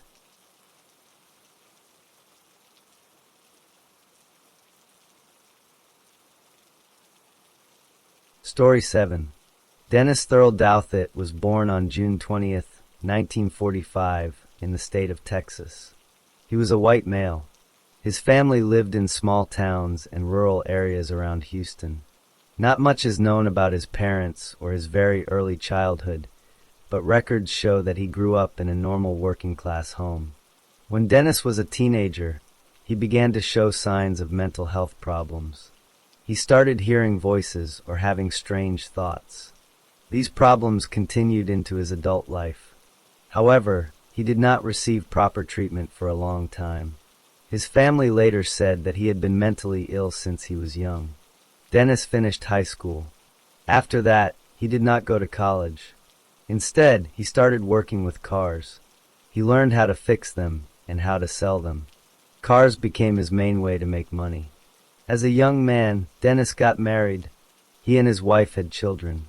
They had at least 2 daughters named Donna and Darla. They also had a son named Delton. Delton was born around 1974. The family lived in the humble area north of Houston, Texas. For many years, Dennis worked as a used car salesman. He also owned an auto shop. At his shop, he would fix cars and sell them to people in the community. On the outside, Dennis looked like a normal father and businessman. He went to work. He came home. He spent time with his family. But inside the home, things were not normal. When his daughters were young, Dennis began to touch them in wrong ways. His daughter Donna later said that when she was 4 or 5 years old, Dennis touched her inappropriately. Then, when Donna was 15 years old, Dennis touched her again. He asked her if she remembered what had happened when she was a little girl. After that second event, Donna left the house and did not live with Dennis anymore. Dennis also did bad things to his other daughter, Darla. He started raping her when she was only 11 years old. He did not only use his hands. He also used objects like bottles and broomsticks to hurt her. This abuse went on for years.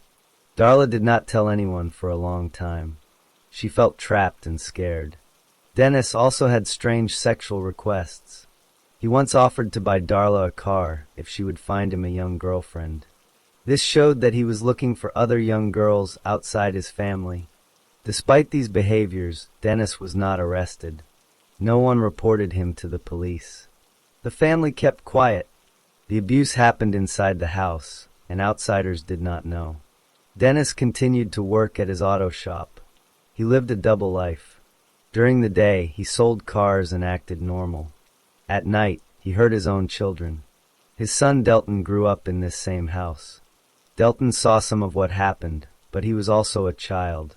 He did not stop his father. In the years before 1990, Dennis's marriage began to fall apart. His wife may have left him, or they separated. Dennis kept living in the humble area. He kept working with cars. His son Delton was now a teenager. Delton had a girlfriend named Gracie Pernhagen, who was 16 years old. Gracie had a little sister named Tiffany, who was 9. Dennis knew about his son's girlfriend. He had seen her before. He also knew her little sister. The two girls lived with their mother, Linda Pernhagen, in Conroe, Texas, not far from where Dennis lived. Dennis's behavior toward young girls did not stop. 4 days before a very important night in June 1990, he went camping alone with his daughter Darla. While they were camping, he threatened her with a knife. Then he sexually assaulted her again. Darla was 18 years old at that time. She had been suffering for years. No one called the police after that camping trip either. The family kept the secret. Dennis went back to his normal life. He went to his auto shop. He talked to his son Delton. He drove his truck around town. He drank beer sometimes. He did not show any public signs of what he had done to his daughters or what he might do next. Then June 13th, 1990 arrived. On that day, Dennis was 44 years old. He was still working at his auto shop in Humble. His son Delton was 16. Delton had plans to see his girlfriend Gracie that evening. Dennis agreed to drive his son. The evening started like any other night, but it would not end that way. The evening of June 13th, 1990, started like a normal night for Gracie Pernhagen, who was 16 years old, and her little sister Tiffany, who was 9. Their mother, Linda Pernhagen, gave them money to walk a short distance to a movie theater. They were also supposed to go out to eat. The two girls left their home in Conroe, Texas, and went to the theater. After the movie, the girls went to a bowling alley. It was still early in the evening. At the bowling alley, they saw Delton Douthit, who was 16 years old and Gracie's boyfriend. Delton was with his father, Dennis Douthit. Delton had arranged for his father to drive him to the bowling alley so he could pick up Gracie and Tiffany and take them home. Dennis Douthit agreed to drive. He was driving his pickup truck. Before picking up the girls, Dennis and Delton had already bought some beer. They had 2 6-packs of beer in the truck. When Delton asked Gracie if she wanted a ride home, she said yes. The 4 of them got into Dennis's pickup truck. Gracie and Delton were in the back of the truck, which is called the truck bed. Dennis was in the front seat, also called the cab. Tiffany was in the cab with Dennis. Instead of driving the girls straight home, Dennis suggested that they stop somewhere and drink some beer. Gracie agreed. Dennis then drove the truck to an isolated area. He parked in a wooded area in South Montgomery County, not far from a road called Rayford Road. The place was dark and far from other houses. Gracie and Delton got out of the truck and went behind the pickup. They started kissing and talking. Dennis stayed in the front of the truck with Tiffany, who was only 9 years old. While Delton and Gracie were behind the truck, Dennis tried to touch Tiffany in a wrong way. He tried to molest her. Tiffany became very scared. She got out of the cab and ran to the back of the truck where her sister was. Tiffany looked frightened. She whispered something to Gracie. Dennis got out of the truck and followed her. He was now holding a knife. Dennis looked at his son Delton and said, "I made a mistake." Then he said, "We've got to get rid of them." Delton said no. He did not want to hurt the girls. But Dennis said it was too late to change anything. Dennis pushed Gracie to the ground. She was on the dirt, unable to get away. Then Dennis used his knife to cut her throat. Gracie was still alive, but she was badly hurt and bleeding. After cutting Gracie's throat, Dennis looked at his son. He yelled at Delton twice. He said, "Do it." He meant that Delton had to kill Tiffany, the 9-year-old girl. Delton was scared of his father. He obeyed. Delton grabbed Tiffany. He strangled her with his hands until she fell to the ground. Then he found a rope. He tied the rope around her neck and strangled her more. Tiffany died from being strangled. Later, a medical examiner would confirm that the cause of death was ligature strangulation, which means strangling with a rope. While Delton was killing Tiffany, Dennis turned back to Gracie. He tried to rape her, but he could not complete the rape. So he picked up a beer bottle. It was Delton's beer bottle, which had been sitting on the back of the truck. Dennis used that beer bottle to sexually assault Gracie. He put the bottle inside her body. The medical examiner later found that Gracie had been conscious when this happened. She felt everything. After the sexual assault, Dennis cut Gracie's throat again. This second cut caused more bleeding. Then he stabbed her in the chest with the knife. Gracie died from the wounds to her neck and chest. The bleeding was severe. Dennis then gave the knife to Delton. He told Delton to cut Tiffany's throat as well. But Delton did not do that. Instead, he put the knife in his pocket. He picked up Tiffany's body and carried it into the woods. Dennis helped Delton carry Gracie's body into the woods as well. The two bodies were left in a wooded area near a pipeline.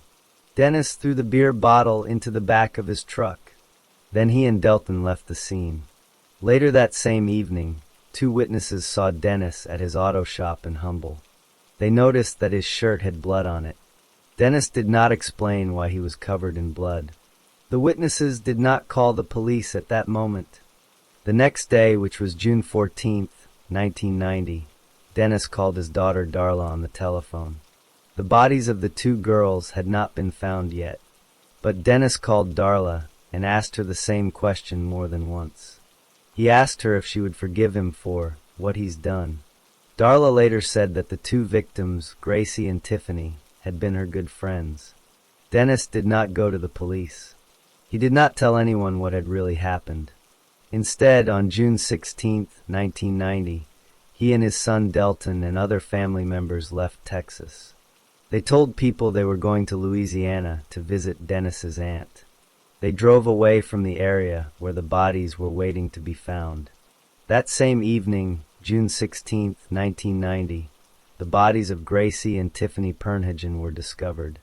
Someone found them in the wooded area in South Montgomery County. The police were called. The medical examiner came to the scene. The medical examiner examined both bodies. He determined that Tiffany had been killed by strangulation with a rope. He determined that Gracie had been killed by trauma to her neck, which involved severe bleeding from the cuts. He also found evidence that Gracie had been sexually assaulted with an object. The size and shape of that object matched a beer bottle. At this point, the police did not yet know who had committed the murders. They began asking questions in the community. They learned that Gracie and Tiffany had been seen with Delton Douthit and an older man at the bowling alley. They started looking for Delton and Dennis. But Dennis and Delton were already in Louisiana. On the evening of June 16, 1990, someone walking in the wooded area of South Montgomery County, Texas, found the bodies of two girls. The person called the police. Officers arrived at the scene near a pipeline off Rayford Road. They saw the body of Gracie Pernhagen, age 16, and the body of her sister Tiffany, age 9. The police secured the area and called the medical examiner. The medical examiner examined the bodies at the scene and later in the lab. He wrote a report stating that Tiffany died from ligature strangulation, meaning a rope was tightened around her neck. He wrote that Gracie died from trauma to her neck involving heavy bleeding from cuts. He also found evidence that Gracie had been sexually assaulted with an object the size of a beer bottle and that she had been conscious during the assault.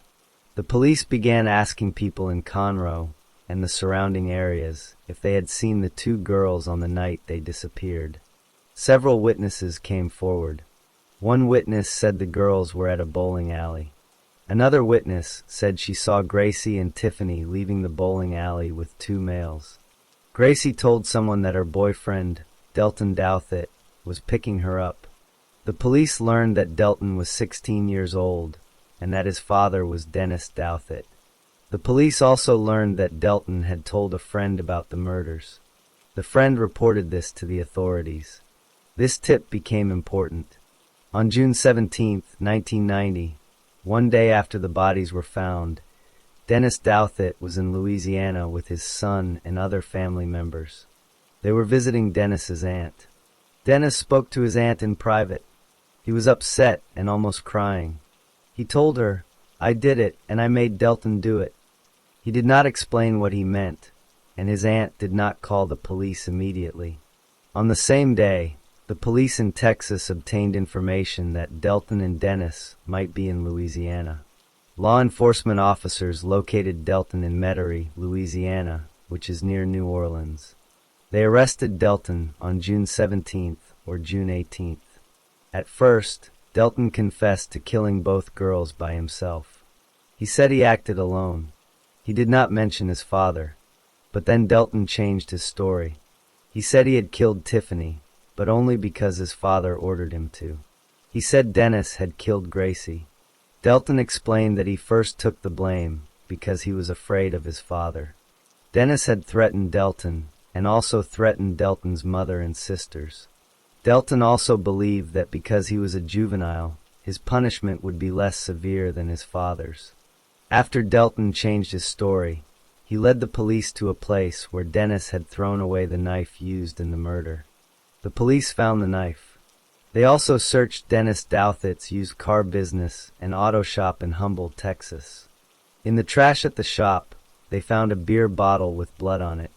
They also found a rope. The bottle and rope were collected as evidence. A forensic expert examined the beer bottle. The expert found a fingerprint on the bottle. The fingerprint matched Dennis Douthit's left index finger. The expert also tested the blood on the bottle. The blood was identified as belonging to Gracie Pernhagen. The knife was tested, but the blood on it could not be clearly matched to one person. Dennis Douthit was not arrested immediately. He voluntarily went to the sheriff's office for questioning. At first, he said he knew nothing about the killings. Then, when the police told him that they knew he was with his son that night, he changed his story. He admitted he was present at the scene when the girls were killed, but he blamed the murders entirely on his son Delton. He said Delton killed both girls by himself. The police did not believe Dennis. They had Delton's testimony. They had the fingerprint on the beer bottle. They had the blood evidence. They had the statement Dennis made to his aunt in Louisiana. They arrested Dennis Douthit for the murder of Gracie Pernhagen. Dennis was taken to jail in Montgomery County, Texas. He was formally charged with capital murder.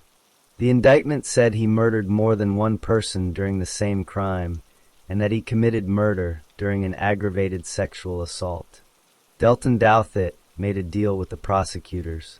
He agreed to plead guilty to the murder of Tiffany Pernhagen. In exchange, the prosecutors agreed to dismiss the charge of capital murder for Gracie's death. Delton also agreed to testify against his father in court. Delton was sentenced to 45 years in prison for killing Tiffany. He was a juvenile at the time of the crime, so he was not eligible for the death penalty. The trial of Dennis Douthit began in October 1992. It was held in the 221st District Court of Montgomery County, Texas. The prosecutors presented their evidence step by step. Delton Douthit testified in court. He told the jury exactly what happened on June 13, 1990. He described how his father tried to molest Tiffany, how Dennis cut Gracie's throat, how Dennis used a beer bottle to sexually assault Gracie, and how Dennis ordered Delton to kill Tiffany. Delton also testified that his father had threatened him and his family. The prosecutors presented the beer bottle with Dennis's fingerprint and Gracie's blood. They presented the knife. They called the medical examiner, who explained how the girls died. They called Dennis's aunt, who testified that Dennis told her, "I did it, and I made Delton do it." They also called Dennis's daughters. Dennis's daughter Donna testified that her father had touched her inappropriately when she was 4 or 5 and again when she was 15.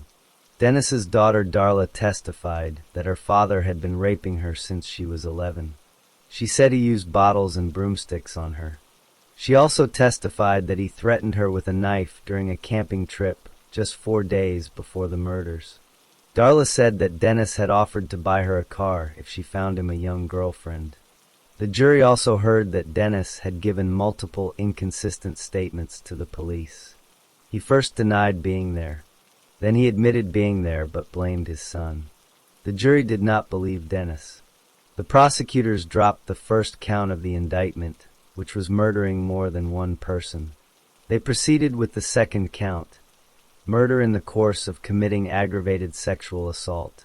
On October 7, 1992, the jury found Dennis Thurl Douthit guilty of that charge. After the guilty verdict, a separate punishment hearing was held. The jury had to decide whether Dennis should receive life in prison or the death penalty. The prosecutors presented the testimony of Dennis's daughters again to show that Dennis had a long history of violent sexual behavior and would be dangerous in the future. The defense presented arguments, but the evidence was strong. The jury decided on the death penalty. On October 9, 1992, the judge formally sentenced Dennis Douthit to death by lethal injection. Dennis was sent to death row in Texas. He did not stop fighting. He appealed his conviction and sentence. On June 26, 1996, the Texas Court of Criminal Appeals affirmed, meaning they upheld, his conviction and death sentence. He then filed a petition for a state writ of habeas corpus, which is a request to review whether his imprisonment was legal. On September 16, 1998, the Court of Criminal Appeals denied his request. He then filed a petition for habeas corpus in federal district court. On January 27, 2000, federal judge Nancy Atlas held an evidentiary hearing where Delton testified again in person. Judge Atlas found Delton's testimony credible and denied Dennis's claim of innocence. The United States Court of Appeals for the Fifth Circuit denied his appeal on October 16, 2000. On February 8, 2001, Dennis filed a petition with the United States Supreme Court. On March 6, 2001, the Supreme Court denied his appeal. The Texas Board of Pardons and Paroles voted 18-0 against clemency. On March 7, 2001, Dennis Thurl Douthit was taken to the execution chamber at the Huntsville unit in Huntsville, Texas. He was strapped to the gurney. Witnesses included the mother of Gracie and Tiffany, Linda Pernhagen, and other family members. For the first time in 11 years, Dennis admitted what he had done. He sobbed and apologized. He said, "I'm sorry for what you had to go through. I can't imagine losing 2 children. If I was you all, I would have killed me. Gracie was beautiful, and Tiffany was beautiful. You had some lovely girls, and I am sorry." Then he said to the warden, "All right, warden, let's do it." The lethal injection was administered. Dennis Thurl Douthit was pronounced dead at 6:18 p.m. on March 7, 2001. He was 55 years old. Linda Pernhagen, the mother of Gracie and Tiffany, said after the execution that she was glad Dennis finally admitted his guilt. She then turned her attention to Delton Douthit, who was still in prison. Delton became eligible for parole in the years that followed, but the family continued to oppose his release. The 2 girls' lives ended in violence, and their mother carried that loss for the rest of her life. The story of Dennis Thurl Douthit ends with his execution on March 7, 2001, but the 2 sisters he helped murder, Gracie and Tiffany Pernhagen, never returned home from the night they went to the bowling alley.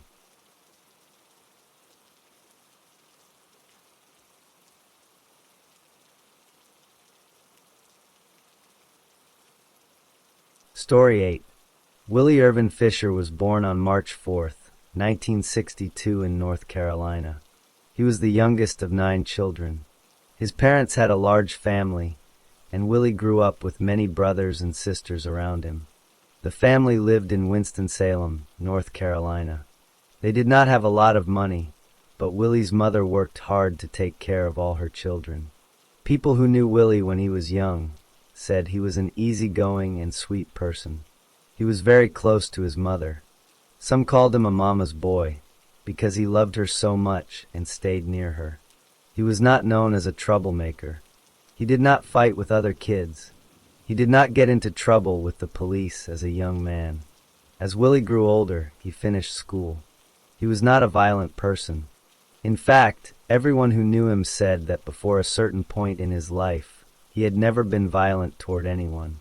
He held jobs like many other people in his neighborhood. He worked, he had friends, and he tried to live a normal life.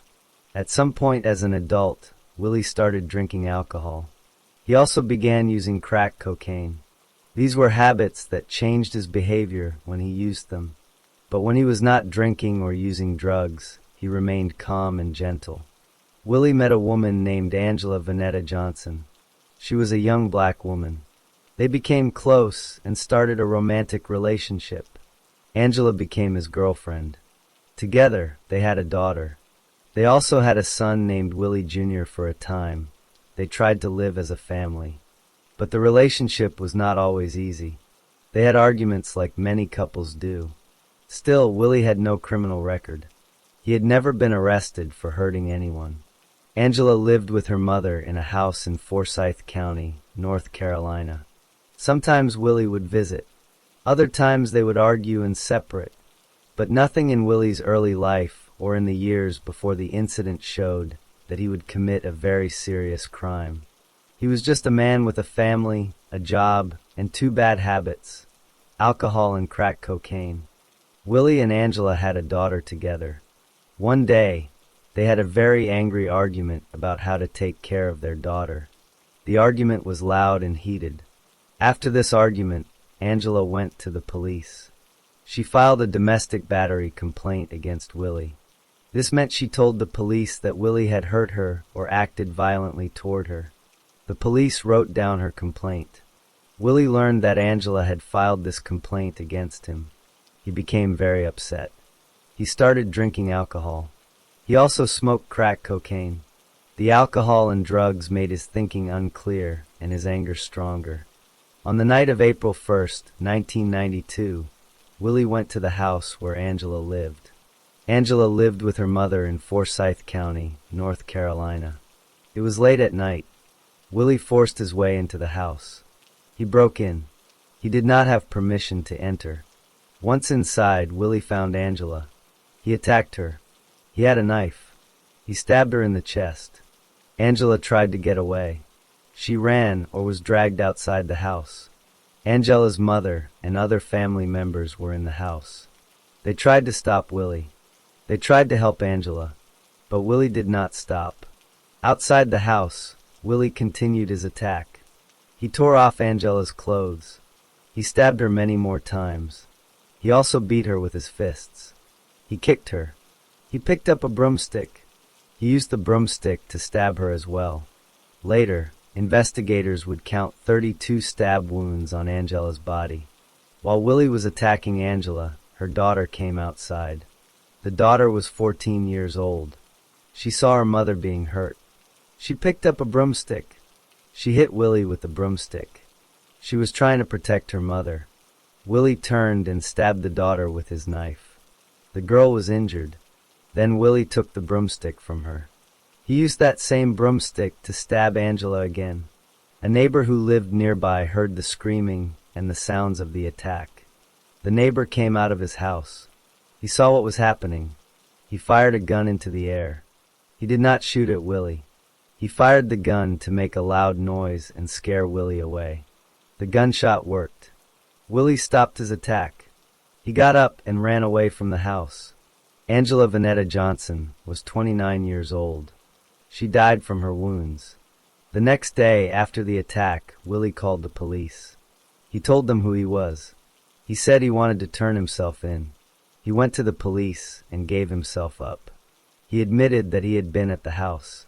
He said he had been drinking and smoking crack cocaine before the attack. At that time, the police took notes. Some people who saw the attack told the police what had happened. but no trial or full investigation had taken place yet. The case was just beginning. After Willie Fisher turned himself in, the police continued their investigation. They spoke to Angela's mother, who had been inside the house and seen part of the attack.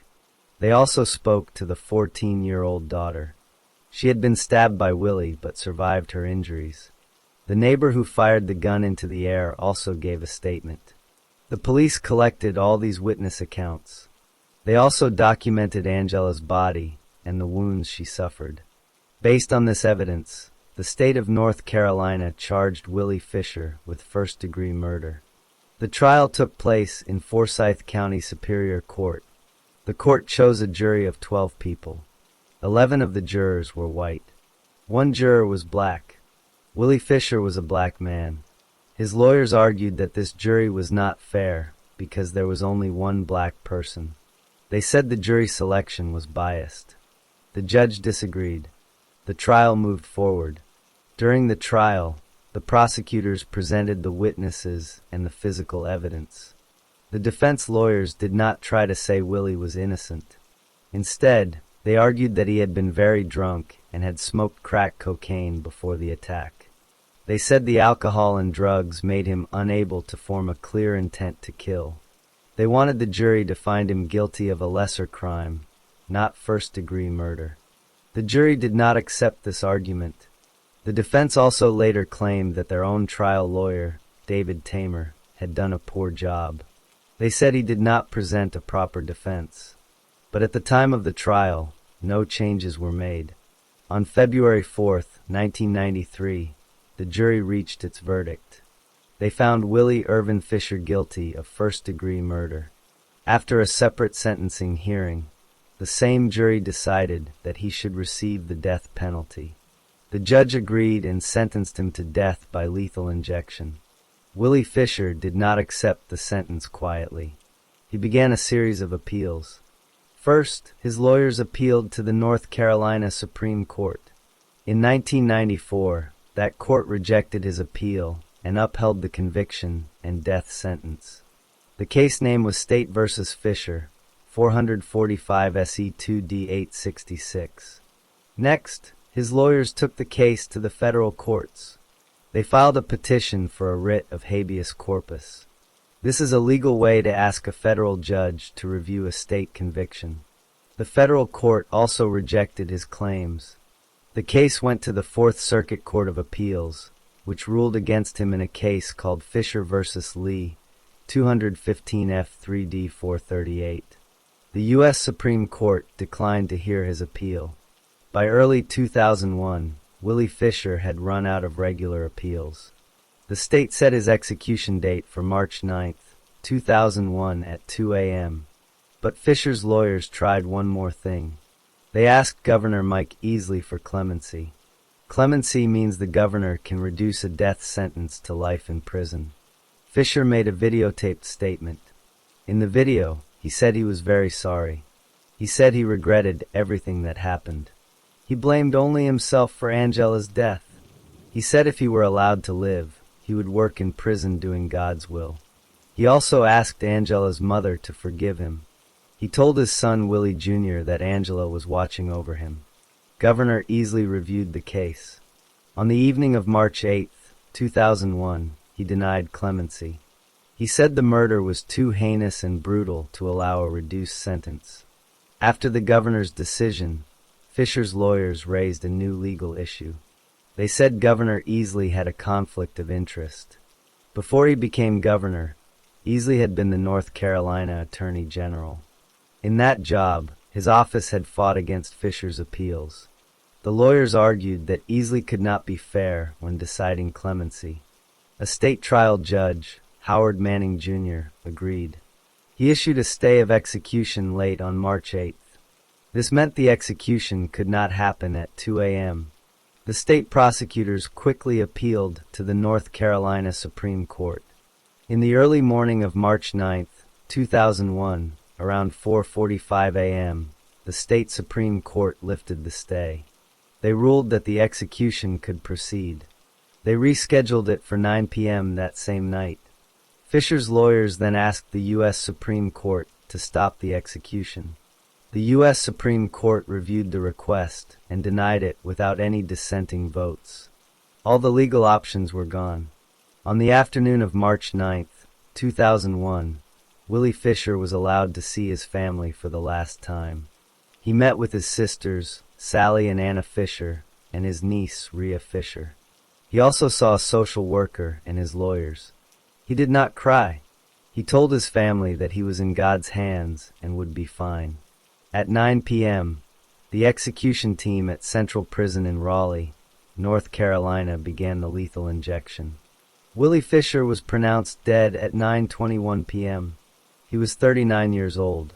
Willie Irvin Fisher was the 17th person executed in North Carolina since the state brought back the death penalty in 1984.